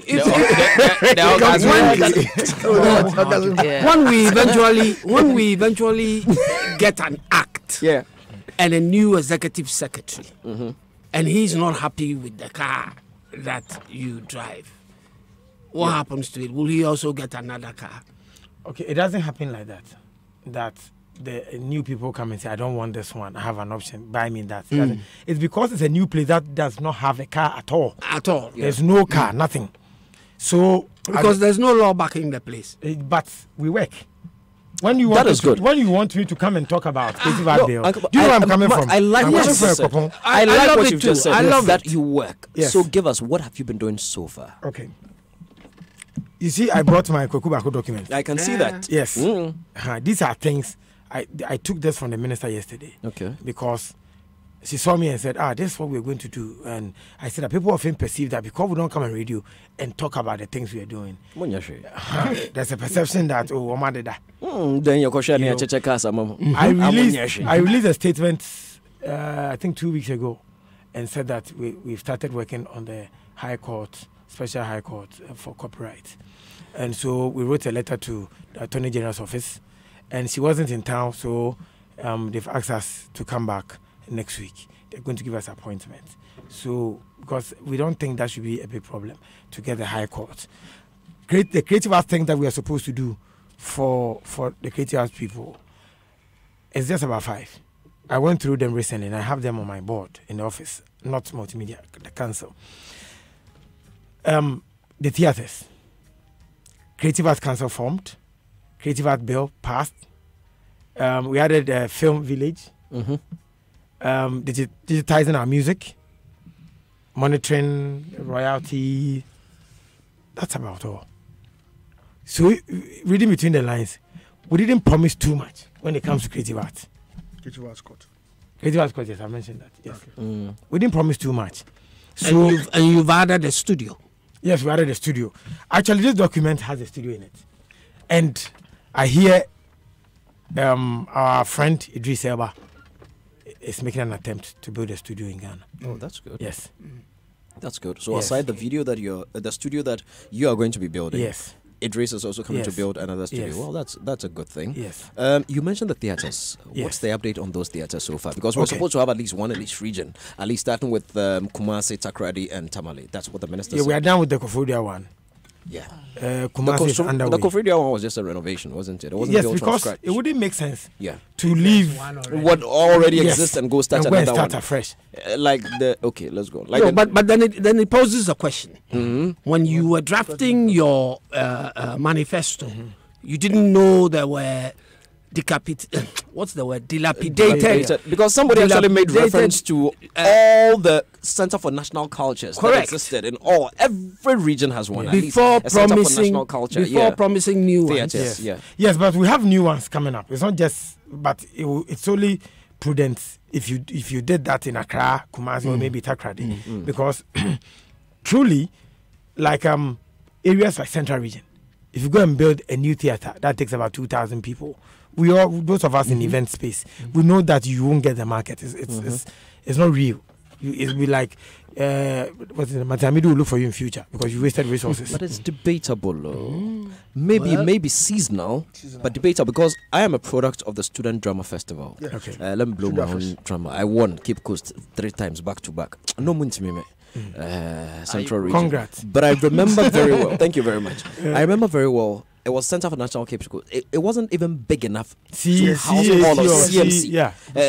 You know, CMC. Yeah. It was not even big enough to hold all of us. Because imagine if all the schools are coming to watch a play. I mean, but remember what you said. You said it was seasonal. Yes, that's why I made it seasonal. In business, you look out for places that you can break even fast. Well, I get you. Because the question is, how many student drama festivals will be held in a year to fill the place? It makes sense. It makes perfect sense. Mark, you're right. It makes perfect sense. It's just that people should learn, politicians should learn how to couch promises. Promises. And again, he has a problem with them actually even making promises. Yes. In a space that is mainly privately driven. Exactly. That's another topic for discussion another day. Because if you come and tell people that you're going to initiate new theatres, and what was the description? New large sitting theatres. Ultra modern. No, multi-purpose. You know what? I think what we should do is let's allow Mark to, to but you see, the Marine Drive has one in it. A theatre in the Marine Drive project. Yes. How many seats? Originally, the architect did a 2001, and so he had come to show us some 3D of what is done. So I told him that we already have the 2000s, so why repeat it? So then he said that, okay, these days the architect don't measure with just down, they measure up. Here in Japan, when you are buying a plot, unlike we buy 70-100, they measure 170 and they measure height. In addition, yes, that's interesting. Yeah. And so he says that. So where's the limit? Infinity. Sky is the limit. Yes. And so he said there's no problem around that. He can make the changes easily. So we are eyeing 3,000, 4,000 for that. That's cool. And if you see the 3D of the Marine Drive, it's big time. It is beautiful. Yeah, my only fear is I just pray a theatre auditorium. Let's he pray. Considered all of that. It's important that we spoke do. about all of that. It's the kind important. of things they are going to use that makes it because sometimes when I Anti-corrosive. drive past the stadium and you see, I cry. Yeah.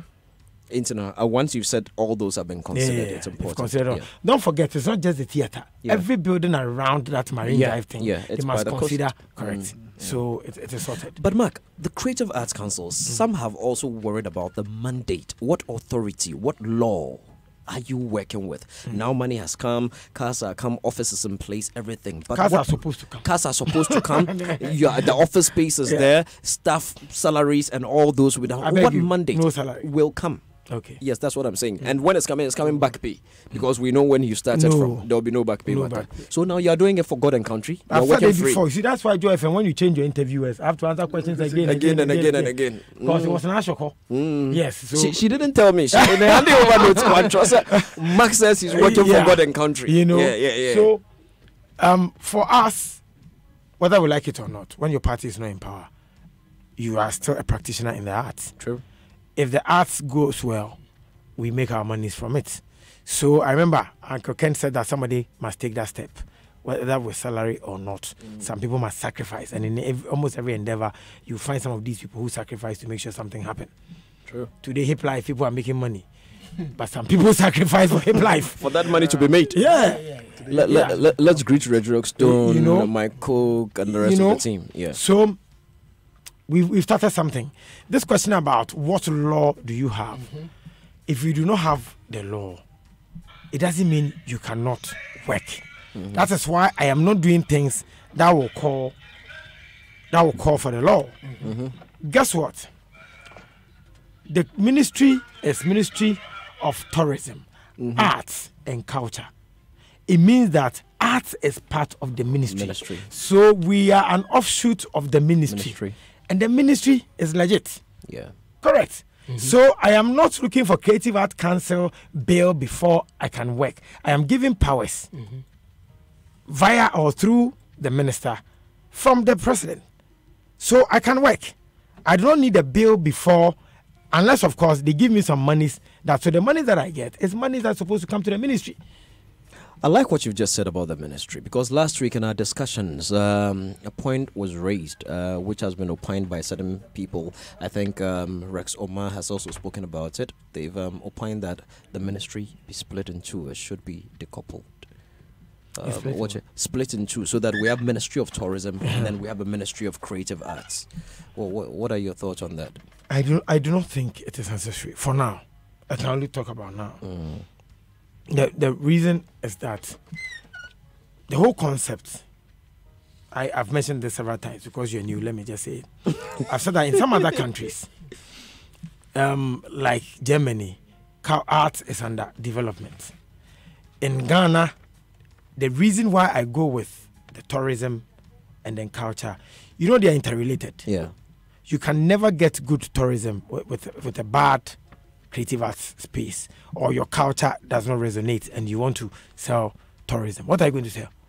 People come to you because of the way you do your things and the things, the visible things that they can take advantage of, and the environment, the ambience you create. And so creative art is supposed, if you go to Dubai, most of their things are man-made. Yeah. And who are the people behind it? It's the science and the creative people who have created the man-made stuff that we go to Dubai to go and see. correct. We are relying on natural things. And that is why we do not see why creative. But ideally, if we begin to create, if we sit down and strategize that, because we want people to come and see things that will wow them, never happened before, you creative art people, we are supposed to be the ones who create them so that foreigners will come and see them. And so, by the things you create, it molds your culture. That you and I, the music we create, the film, run for your wife, all the things you do. And we play. Okay, the play you run for your wife. All these things, they mold the environment. They become part of your culture. So the idea is that if you are under one ministry, then you can relate and you can interdepend on each other and then get the final results. So you are not of the opinion that it should be decoupled at the moment, which is similar to what Honorable Jifa Ablagobashi said last week, because she also similar to what you just said.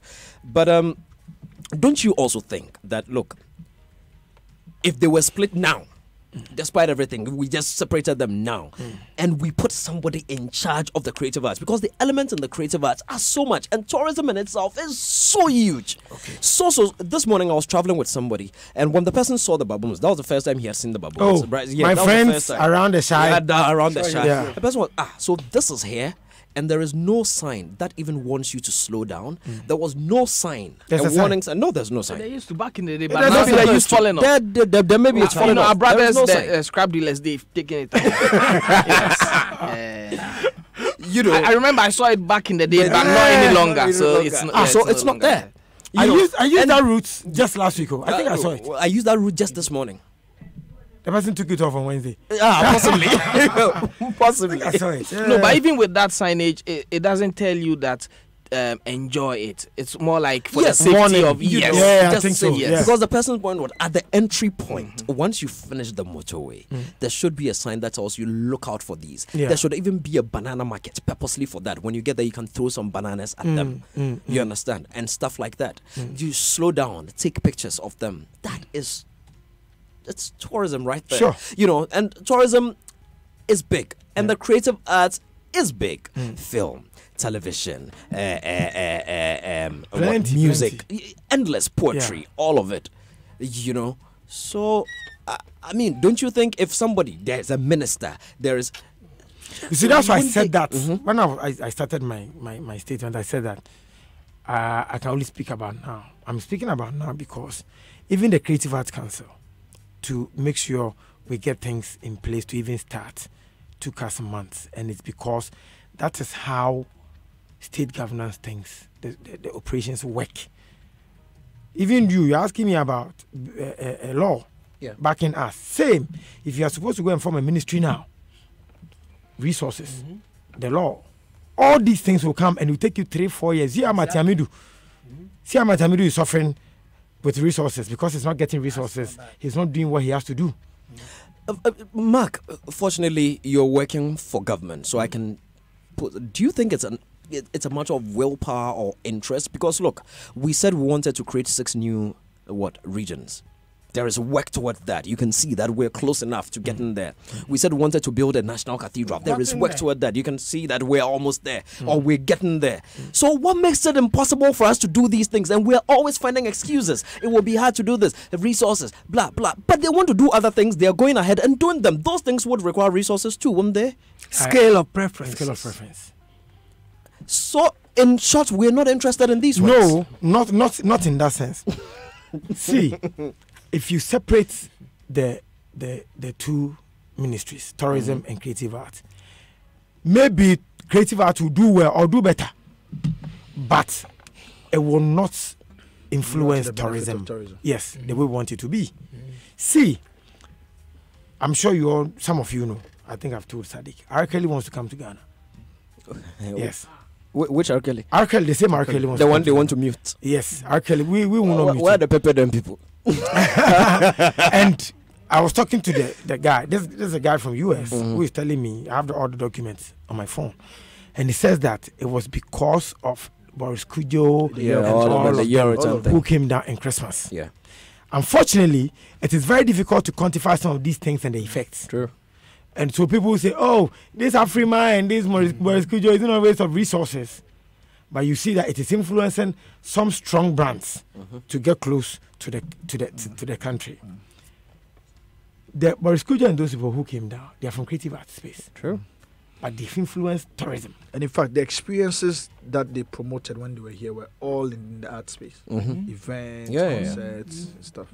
So it is only wise or prudent to put us together, but we should find a way and marry and get the results. Sadiq, they also, sorry Mark, they also influenced Agric in terms of their consumption of our local herbs and food. Especially the herbs. Did they come? Did they come? Anyway, you're a Rasta man. So he's a Rasta man. I'm not in a position to tell. You cannot. That's why I'm just lifting up your, you know. Yes. So that is agricultural development. He has a farm. He has a farm. Oh, he's a herbalist. Okay. On the ranges. So ask him whether they came. Did they come to order? Yes, true. Brought it down. So you supply, eh? Yes, of course. Why not? Herbs are good. How do you know they were the clients? Oh, you know the kind of salads that they ordered. I mean, it couldn't have been any other people. And the timing. Talking about tourism, there's some beverage there too. Yes, please. Uncle can come in. We'll take an intent I am happy I have Makoke Kumante. It's very important. A lot of people have been saying that they do not know the whereabouts of the Creative Arts Bill. People have been making wild allegations that the bill has been thrown overboard. Nobody knows. But I am privileged to have something that says Creative Arts Industry Bill 2018. That's a document that I have, and I presume is authentic. What I find in this bill is that we in the public space are looking at the setting up of a Creative Arts Council. But the council is only the governing body, according to the bill, of an agency. And the agency is the Creative Arts Agency. And the governing body is the council, of which we have marked them being temporary members. Because the council, according to the bill, should have about 12 members. Yes. According to the bill, should have so many members. And that's where my worry is. You see, if 3 people are temporary members of a council and they are working, like Mark says, in order to make sure that when this bill is passed into an act, we have a base from which to spring up. Sure. That's basically what they are doing. But it worries me immensely because I say to myself, so after it's been passed into an act and then a council is formed, and again it worries me because in this country everything has to be done by the president, because it is the same president who is going to appoint members of the council as well as the executive secretary. And then this also throws up the political angle of things. True. Can we not do anything in this country and leave certain issues to the practitioners themselves to work things out instead of, why should this be a problem for the president to appoint members of the council as well as its executive secretary?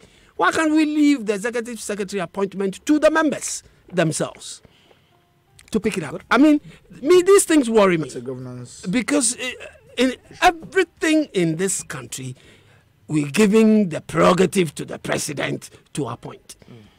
You know, and some have even opined that sometimes it becomes a reward for some service rendered during the political campaign era. And so square pegs enter round holes. Thank you, George. Because there was a big ask. It becomes partisan. Yeah.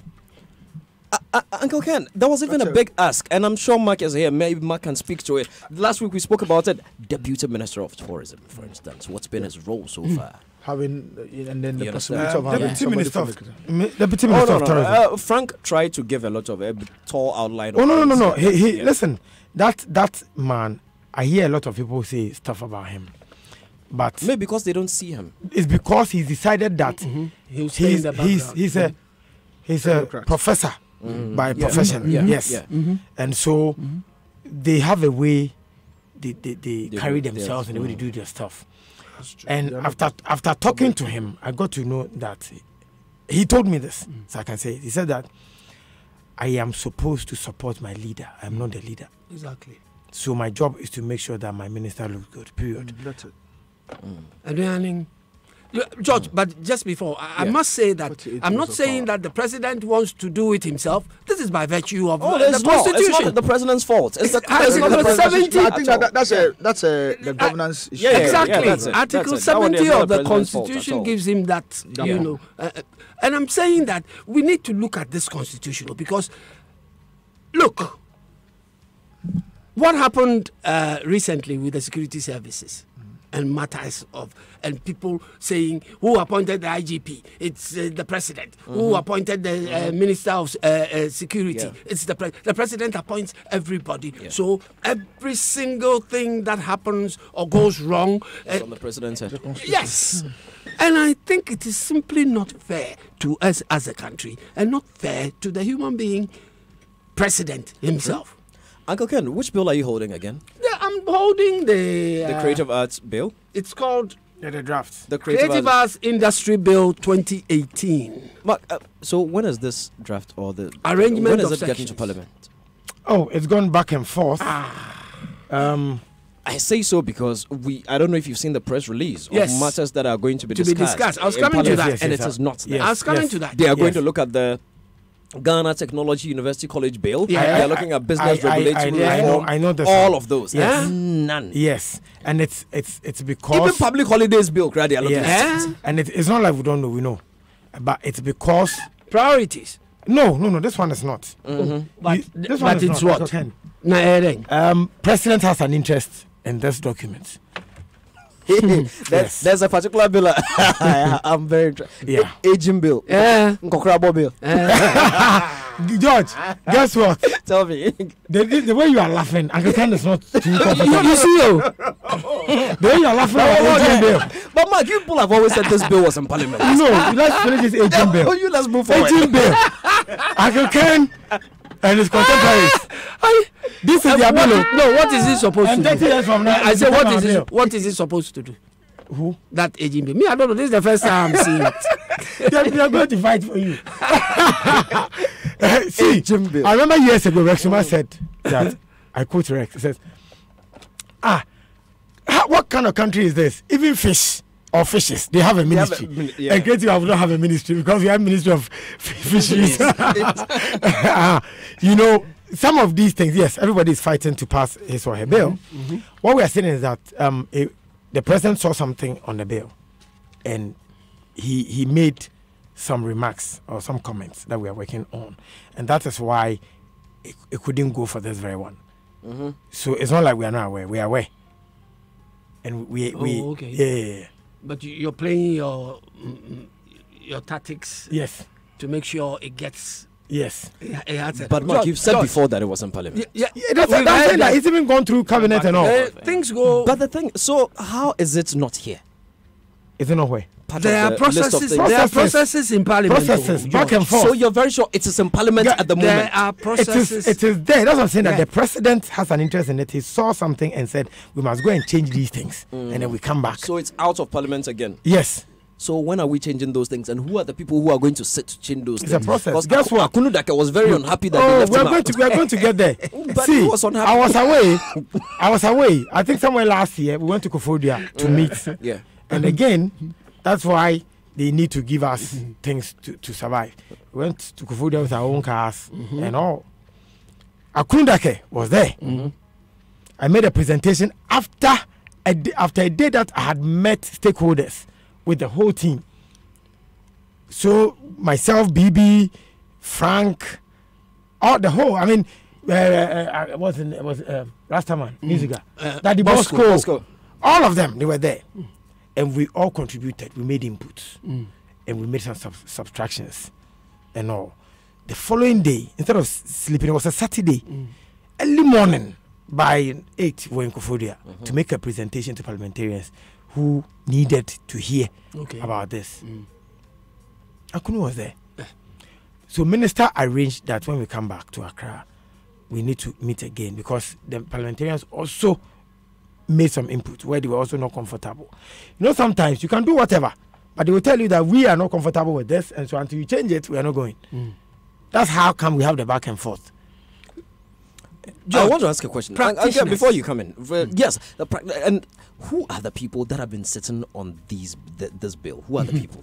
George, just to add to your question, to make it even better. Look, if you look at the governing body of the agency, which is the council, according to the bill, the Minister of Tourism, Arts and Culture, and the Minister responsible for Trade are going to be the chairpersons of the council. The executive secretary will be there, appointed by the president. 15 representatives from the associations, and 1 representative each from the following institutions of government: Ministry of Tourism, Ministry of Trade, Ministry of Chieftaincy, Ministry of Youth and Sports, Ministry of Education, Ministry of Justice, Ministry of Finance, National Commission on Culture, and Council for Scientific and Industrial Research. And all these people from the various ministries are going to be part of a governing council for the creative arts. For the creative arts. How many associations do we have? 15 representatives from the associations. And I'm asking myself, why such a large crowd? How do you move forward? How do you move forward? Okay, all these things came up in the meeting. And so when we went to Kofodia, the argument that came up from the parliamentarians was that government is going to spend a lot. They parliamentarians, they are going to lobby or fight so we get budgets. Out of this, we are going to get creative art fund. And then you say that they should give it to just the private people. And then they go and sit somewhere. And then later on, when the accountability becomes a problem, you say, we give it to private sector. How do they go about that? And that is why they said that let's allow this to go. No law is perfect. We can be massaging as we go, but something must start. Because for them to go, and if the president decides, I want to put 10 million into your fund as seed money, and then parliamentarians must pass the 10 million, and they see that, his money is given to just private sector. It will become the same Akronda case issue with Culture Forum or Boss 2 million and all of that. And it's because people think that it's money, because it was just given to you as private sector, it was money that was given to you to go and job. Mark, was there another sitting after the Koforidua sitting, or is the that was where I got to, and then you changed the thing, correct? The document that was presented, is it the one from Koforidua that was presented to Parliament? No, we had a meeting with stakeholders a day before Koforidua. Okay. Yes. Guess what, George? My challenge with this industry is that when you call for such meetings, people don't come. You probably don't call the right people, Mark. No, we don't call people. We announce social media everywhere. Kwame Rasta, have you ever heard of any such meetings? I have never heard of any before. Oh, Rasta, I want to meet you. Truth be told, I've heard even Bosco has invited. Yeah, Bosco, yes. You know, no, I haven't. Yes. And I've never been invited to it before. They come recently. Maybe you are too rich, you know. Charlie, Jarov. No, for real, because some of us who want to inform national development on a very serious note, we make ourselves available. But what has wealth got to do with it? Yeah, if you speak for Charterhouse, you go to Men's Go to go and work, you know. Exactly where you wanted to get. Tell me where you wanted to get. You know, and so those who came, we shared these copies to them. Everybody had one in front of him or her. They all contributed. The following day, we went to Kofodia, parliamentarians. We told them what our industry people want and what they do not want. They also made their input, like one of the lines that he mentioned. Like trade. Yeah. Somebody will ask, what is trade doing this? But you are selling a product that you want to export one day. Yeah. And so they are saying that all these people appear on it. It's not like Mr. Honorable Alanche Martin will come himself. but they just want to have an interest in what we do, so that anytime something trade comes. Listen, and they must have an interest, because remember last week I mentioned the bit about our carvers in Ebri. They in fact almost always they deal with the trade ministry. And they go for the exhibitions. It's important. So yes, even there's that marriage between creative arts. That is why the Minister of Trade is the chairperson, a co-chair. Yes. Of the council. Yes. So then it makes sense that this council includes all stakeholders. But I still want to get somewhere by understanding if there was another meeting after Koforidua. Okay, so let me finish. Okay. So after that, Honorable said that, Mark, your team, meet us in Accra, find a date, let's sit down and go through it again with all the inputs that we have. And then I think, with government issues, things happen and things must change. President says Madam must report. So Madam is gone. Cabinet meeting. So you can't get Madam today.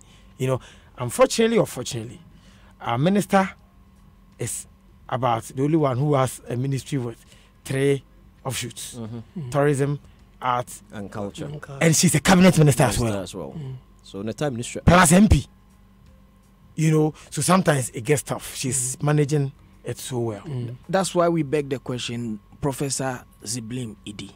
If indeed you are sitting behind and you are ably... No, didn't you hear? He is assisting making the minister... And then that's why... That's what, see, so if we have 3 major offshoots of the same ministry, she's an MP, she's a cabinet minister, and she's supposed to cater for all of us, and we can't see you. I don't even know him. Well, it doesn't have to be me. But that's how relevant he is. Because if Madam Minister is gone to this, he's supposed to be deputized by this professor. And where was he, for instance, on that day? No, which he does well. Guess what? Well, this is how well he does even it. Where, we don't know even our monies, as in Creative Arts Council, the budget that we're looking for, when the going got tough, we went to him and said, this is our challenge. He said, leave it with me. That a few calls. 2 weeks, bam. No, but Mark, you see, nobody is saying he's not very useful. We are saying that, listen, we've seen ministers come and go. We've seen deputy ministers. We've seen, may so rest in peace, what's his name, the former vice president, who was deputizing the president. And then we've seen Bawumia kind of vice presidency. So that's the kind of, comparisons we are making that, listen, the ministry is huge. There's so much to be done, even in terms of something as petty as being visible. You cannot tell me that because you are a deputy and you are supposed to follow the leader, you sit... No, you didn't get what I said. See, I said that his job is a follower to a minister. We've seen followers. We've seen about... let me finish. Let him answer. You see, this is what I said. Philip says I'm talking about leadership and governance issues. Don't mind them. You see, go on. If you say in the space of when you book, so where... this is where I've gone to learn. This is not your poetry. This is government. If you say you are a follower, your interest is to make sure that your leader and the vision that you have all agreed that you are going to do, you succeed. Exactly. So even if you are the one doing it, you don't have to come and show that I'm the one doing it. You must make sure the leader looks like he's the one doing it. President Akufo-Addo, he doesn't do all the things. That's why when you ask him some of the questions, say, where is my minister? Because he doesn't know what to say about a particular thing. He does strategic, he doesn't do tactical. Yes. So I can see. When you look at Dr. Ziblim, you see strategic and tactical. No, so Ziblim does the tactics, but he won't come and tell you that I'm the one behind this. Exactly. No. So he will leave it for the minister to shine and take the credit. Yes, that's how it works. So was there another meeting after Koforidua? Guess what? Yesterday, I went to the minister. She actually called me. So we were chatting and then something came up. And then this Akunu thing came up. That Akunu was enjoying seeing that. And then she said that, she calls me Ohineba because she knows my father was a chief. So Ohineba, but Akunu Dake was here. I met him without you. And we agreed on some things that you would have a meeting with some stakeholders. Again. And Akunu was part of that meeting and I was not part. So, and that's why Animal and all of them were not comfortable with the statement he made. I was not even in the know. I didn't even know that he had met with them and there was some agreement that we're going to meet stakeholders again. So after Koforidua, you are saying that Akunudake knew there was going to be another stakeholder engagement on the document before the final submission. Yes. Okay. So it means there was another meeting. So he was right on that. He met. So he was part of the meeting. Yes, he met them, but not the stakeholder engagement. Please, can we raise Akunu on the line? Because I need clarity. Akunu. Yes. No, but why would we do that to ourselves? We have heard Mark speak, and in fact, in our political dispensation as it is, Akunudake should be grateful that he was considered at some point, and strictly on merits, yes, he ought to be considered. But why should we are having a serious conversation here? Can we proceed? No, Akunudake no. It's not the hold on. Kwame Rasta, hold on. Akunudake made a direct statement last week. Yes. That he has not seen that final document. Good, then you should Google it. Listen, we have a serious relation to his last encounter with the document was in Koforidua. And from what Mark is saying, he told a lie. So if he has lied, that he is given a chance to tell us that no, I did not tell a lie. My last encounter with the document was in Koforidua. This is so we don't have a lot of time. We have just about 30 minutes here. Yeah, and we are not changing Ghana today. And please, let's move on. You need to discuss what? Other issues. Yes. Yes, so let's leave Akunudake. He's okay. He's okay. But George, yes, Mark. If I may say something, please say something. I'm beginning to get an impression that Akunu is becoming. If I do not see it, if I'm not part of it, then it means anything you do is wrong. That's the impression I'm getting. No, wait. The message I got from Akunu right now was that last week. Okay, was that bill in Parliament. Who has seen it? Question mark. Mm-hmm. We do not know that animal. Animal? Yeah. It's here. Okay. Continue. Okay, he asked you to read this. Okay. If he seals you on this day of he sent me the message was sent while he was on air. To be read on air. He sent me this before he came on air himself. Okay. And he did not depart from this. Did he? Yeah. He didn't use animal on radio, so no, he didn't. No, he doesn't. You see, when you are sued, I have to bear some of the cost. So no, but animal in quotes, he was not. He used them metaphorically. Metaphorically, okay. Metaphorically. So for me, my challenge is that when the monies were given to Akunudake years ago to culture for him, I never knew Akunudake until. No, he was given some money years ago. Yes, he wasn't his group. Okay, the cultural forum. The cultural forum. Yes. Yeah. Which was private. Yeah. Because you often ask me which legal backing do I have as Creative Arts Council. So I'm asking almost the same question here. Which legal backing does the cultural forum owned by Mr. Akunudake? I'm not sure it's owned by him. No, it's a group. We are learning. We are learning. If he doesn't, we need to understand. Don't interrupt. Yeah. So I didn't know about culture forum. Yeah. I was not invited into any culture forum stuff.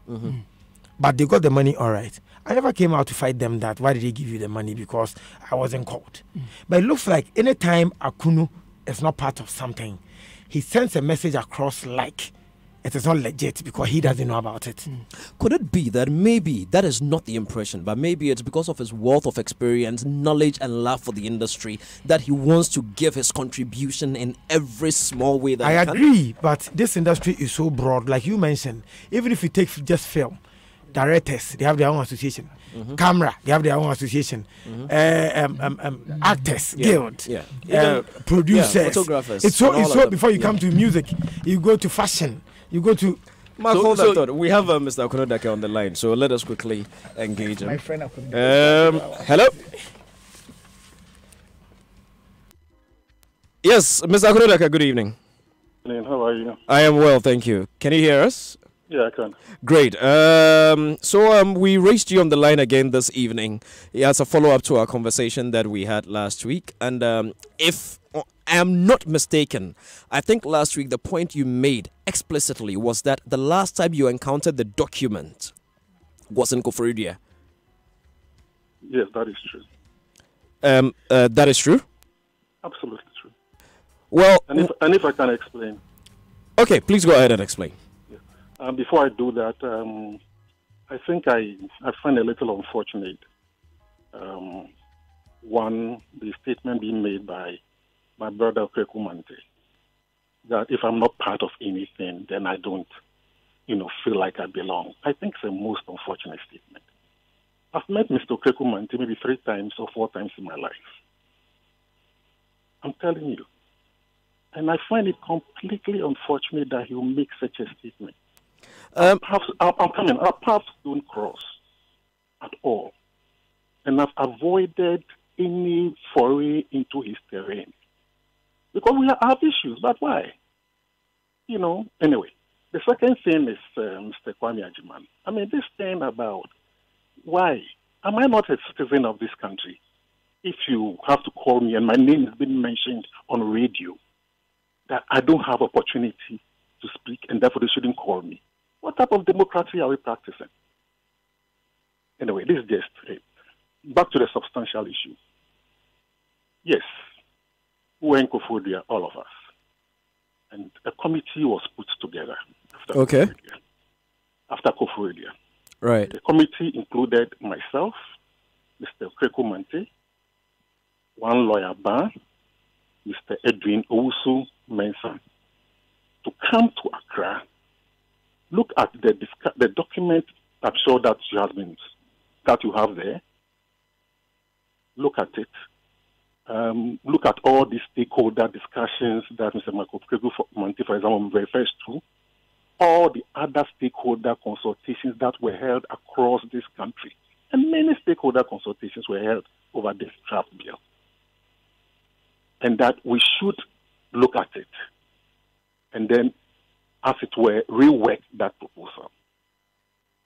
Myself, Mr. Edwin Owusu Mensah, and lawyer Ban met a number of times in the Ministry of Tourism, Arts and Culture. Michael Krekumanti never attended any of the meetings. I asked every time from Mr. Edwin Owusu Mensah, and he said he had invited him, he had called him. He never attended any of those meetings. We worked on a draft. We brought experts from the National Commission on Culture. One, Mr. Bwanti, gave us all the minutes of all the consultations that have been done. We worked on a draft. And my impression was that after looking at that draft, it will come back to stakeholder because really, who are we? We are just a committee. A committee that left from Mr. Krekumanti's stakeholder forum straight to Koforidua and back. It will come back. And that is what I said. And then from there, we didn't know what had happened because the document was submitted to the ministry. That was the last thing I've heard until it was said on air yesterday, first when the budget was being read, that the document was in Parliament.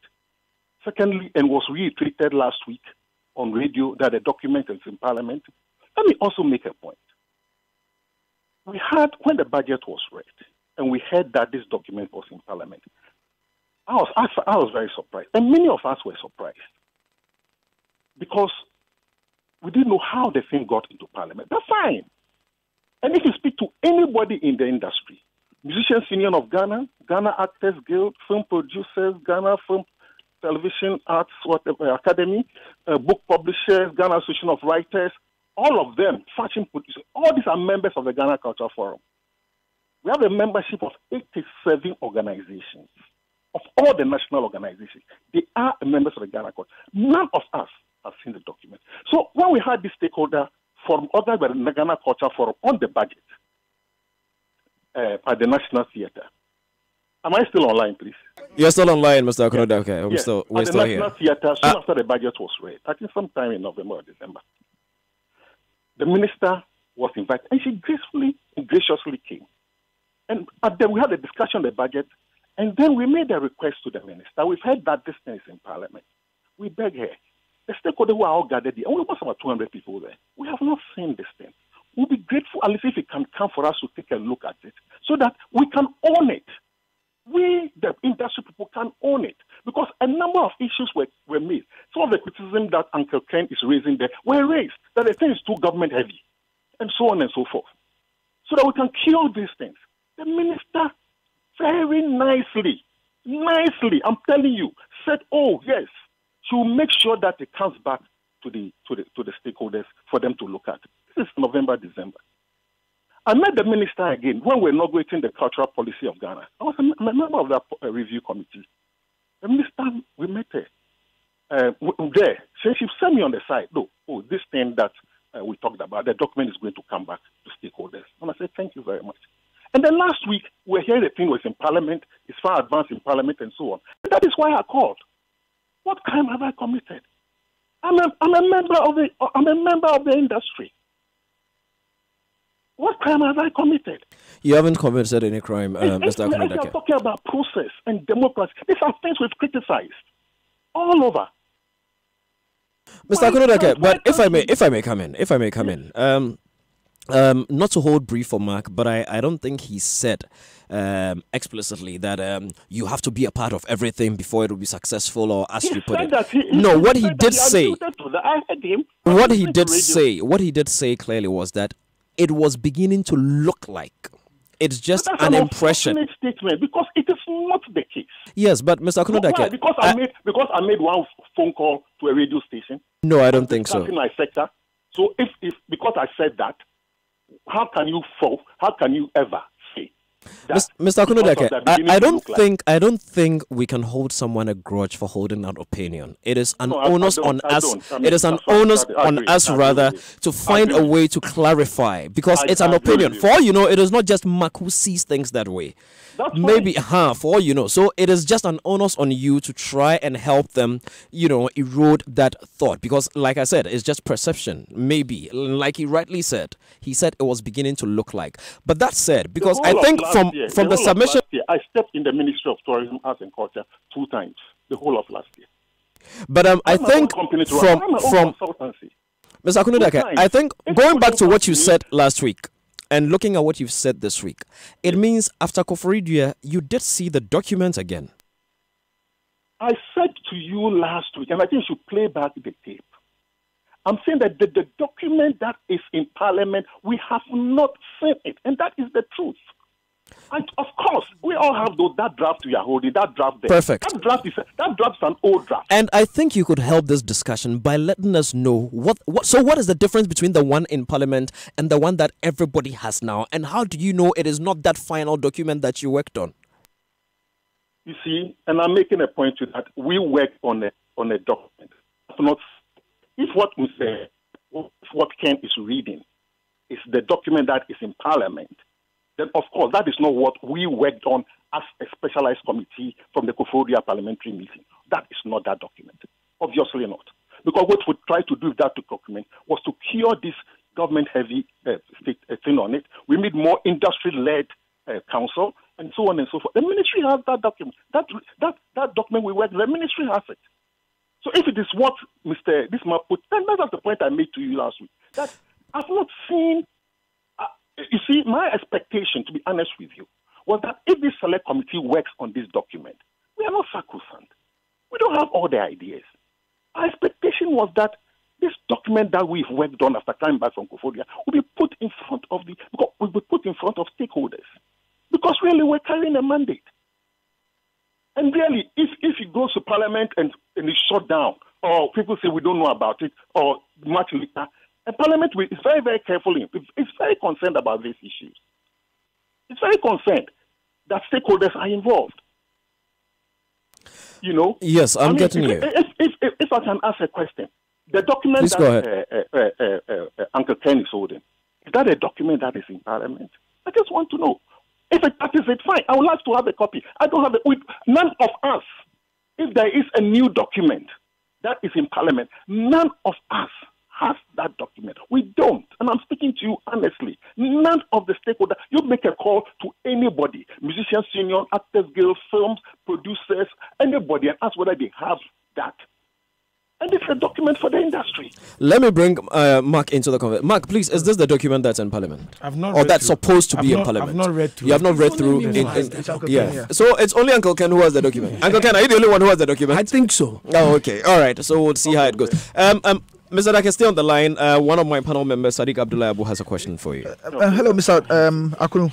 Please wanted to find out this. As a core group that started to put together the drafts, right, which apparently has provided the basis for this draft that has gone to Parliament, did it ever occur to yourself and that core group to involve these relevant stakeholders right, that you are talking about before creating this? Because I believe that should have happened during the onboarding process, than after you guys go to sit in caucus, create it before coming to show it to them. Because then at that point, when you've created the draft, I don't know what you would have expected the groups to do. The draft that you have there's a history to that draft. That draft traveled the length and breadth of this country. That draft that Uncle Ken is holding, if that's the same old document, traveled the length and breadth of it. We've had several stakeholder meetings on that particular draft. Okay, so Mr. Akunudake, all right, okay. Mr. Boateng of the National Commission on Culture, she was the secretary. He took notes, minutes of all the discussions. We had meetings in National Theatre, meetings in Dubois Center, and so on. He took notes. So when we came back from Koforidua, I reached out to him as a member of this select committee that Marco Keku Manti was supposed to be part of. And he gave me this big document. I looked through it, I sifted it. I was in the meeting in Marco Keku Manti's office when the stakeholder meeting before we went to Koforidua. His gentleman Frank was there. Then I have the notes, because with the notes, we took the notes to Koforidua. So this committee met and then looked at it, and based on, and other people had made different comments, particularly about this top-heavy thing, and also the whole thing about the name agency, the whole thing about the name being called creative arts, because that's a misnomer. Every art is creative, and the literature doesn't focus on that. Fine, but that's a different issue.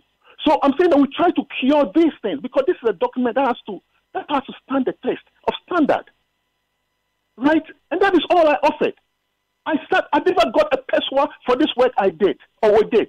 Nobody paid me a peswa. Nobody paid me a peswa for going to all these stakeholder meetings. I used my own fuel and I went and I came back. You see, so and I Patriotism, I'm just making this point that I'm not a government employee. I don't earn any salary from government, and government doesn't offer me any stipend for this work I do.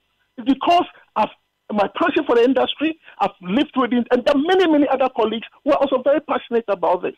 Mr. Akunudake, I like where you've gone, that government doesn't give you any allowance. Because earlier I was telling Mark that perhaps you do all these things for your love of the industry. However, my colleague Sadiq Abdullah has a question that is sort of related to that. Mr. Akunudake, I think that last week I was asking about bringing people on board. Yes, you did answer that one, but Sadiq has another question which he's asking right now. Yeah, let's go on. Yeah, let's go. Sadiq, please start your question. Yes, Mr. Akunudake. So last week I made a commentary relating to, it's good that you mentioned money, relating to money and funds, and I get the impression that you're not excited about it. But I was actually making a reference and asking a question on it. The reference I made was the former Minister of Tourism made statements to the fact that funds were given to the Creative Arts Council, an amount. The Creative Arts sector through and disbursed through the Cultural Forum, which the same industry and stakeholders you're talking about do not have any idea of, and it doesn't seem to have, the information has gone down well. And I think that for me, once that you're online, I wanted you to just clarify that a bit for us. Was there any time where 1 million, 2 or 3 million was given to the art sector and disbursed through the Cultural Forum, which you had? And when you're done answering that, I'll just have some follow-up questions.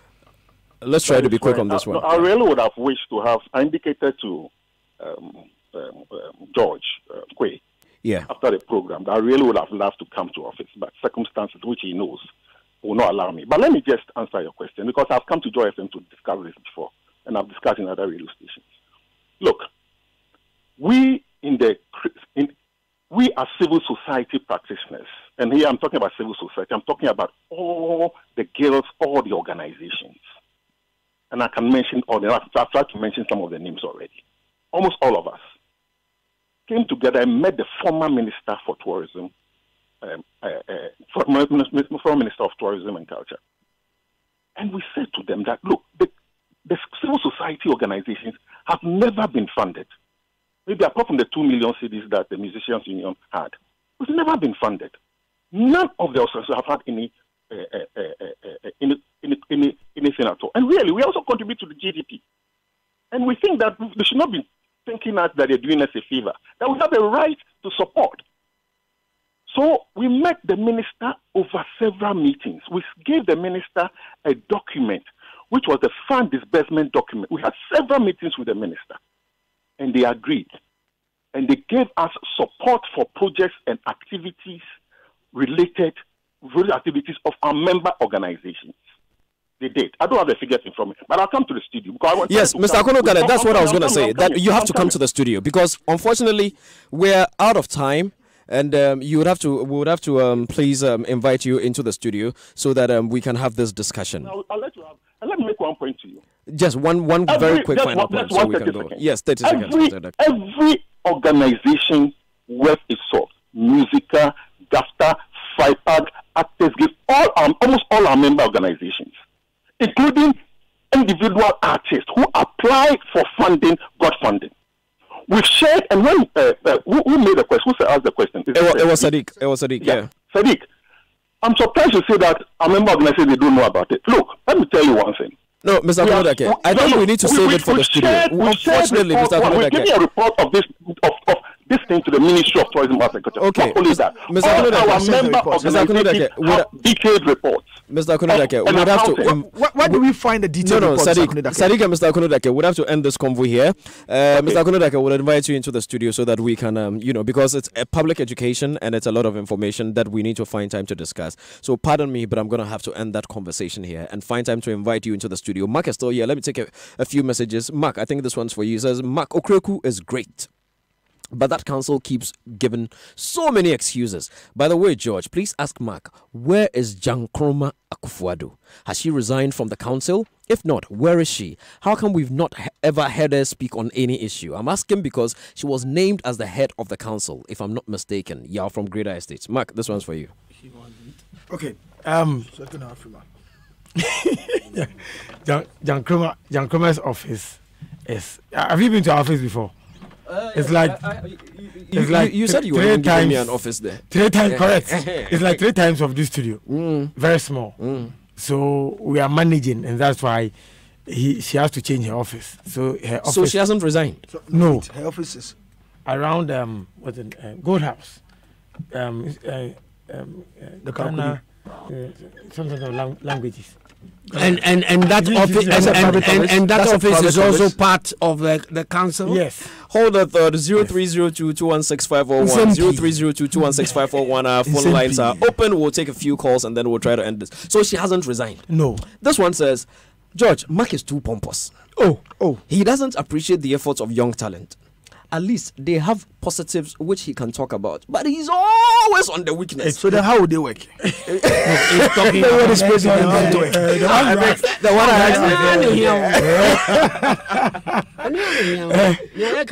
asked. But what has objectivity got to do with pompous? I wonder.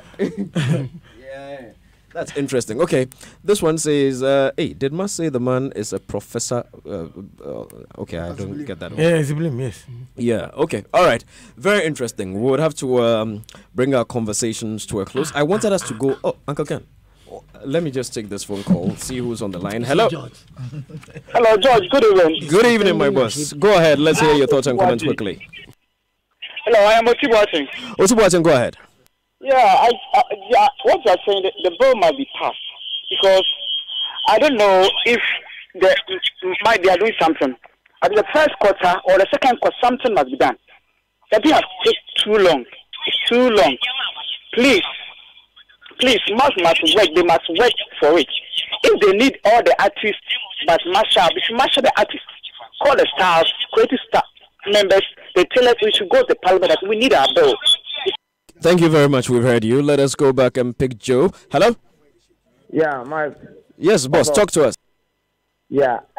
In your submission, I was hearing something like government is not taking keen interest in creative arts industry.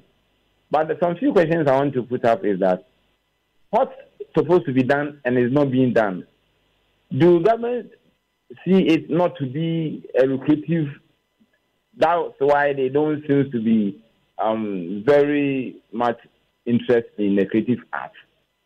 So I think the authorities should do something to let the government know that at least they can benefit from it. Thank you very much. We heard you loud and clear. God bless. Okay, so gentlemen, we'll have to bring the conversation to a close. Uncle Ken, there was a topic you wanted to touch on, eh? Xylophone. Oh, but we've run out of time. Maybe we should save it for next week. Uncle Ken. No, Uncle Ken wanted to find out something from you on the xylophone. Go ahead. Yeah. Uncle Ken, should I ask? Yeah. Have you gone to register a car at Yoko? I don't know what you're talking about. I don't have a vehicle in my in my possession. And he said I wanted to ask that question. I thought so. Mark, next week, please, we have to look at the bill. If you'd have time to join us next week, we'll be grateful. We would like to look at the bill properly because it's a lot of material. And as Mr. Akunudake said, the stakeholders in the industry must know. So let's use radio to educate, George, to inform. Let us first of all find out if there is another bill other than what I have. Because what Uncle Akunudake said is very, very important. Let's find out if there is another bill aside this bill. And I would also be happy if Akunudake can join us next week because what he's saying is very important. If there's another bill and there's another bill in the public space, that is very, very, very, very serious. You know, yes. And then when he comes next week, we'll look into the details of the money and all the others. I want to seize the opportunity to thank Multimedia for having boosted the followership of the National Theatre on Twitter. So far, we have moved from started 12. Now we're at 18. We have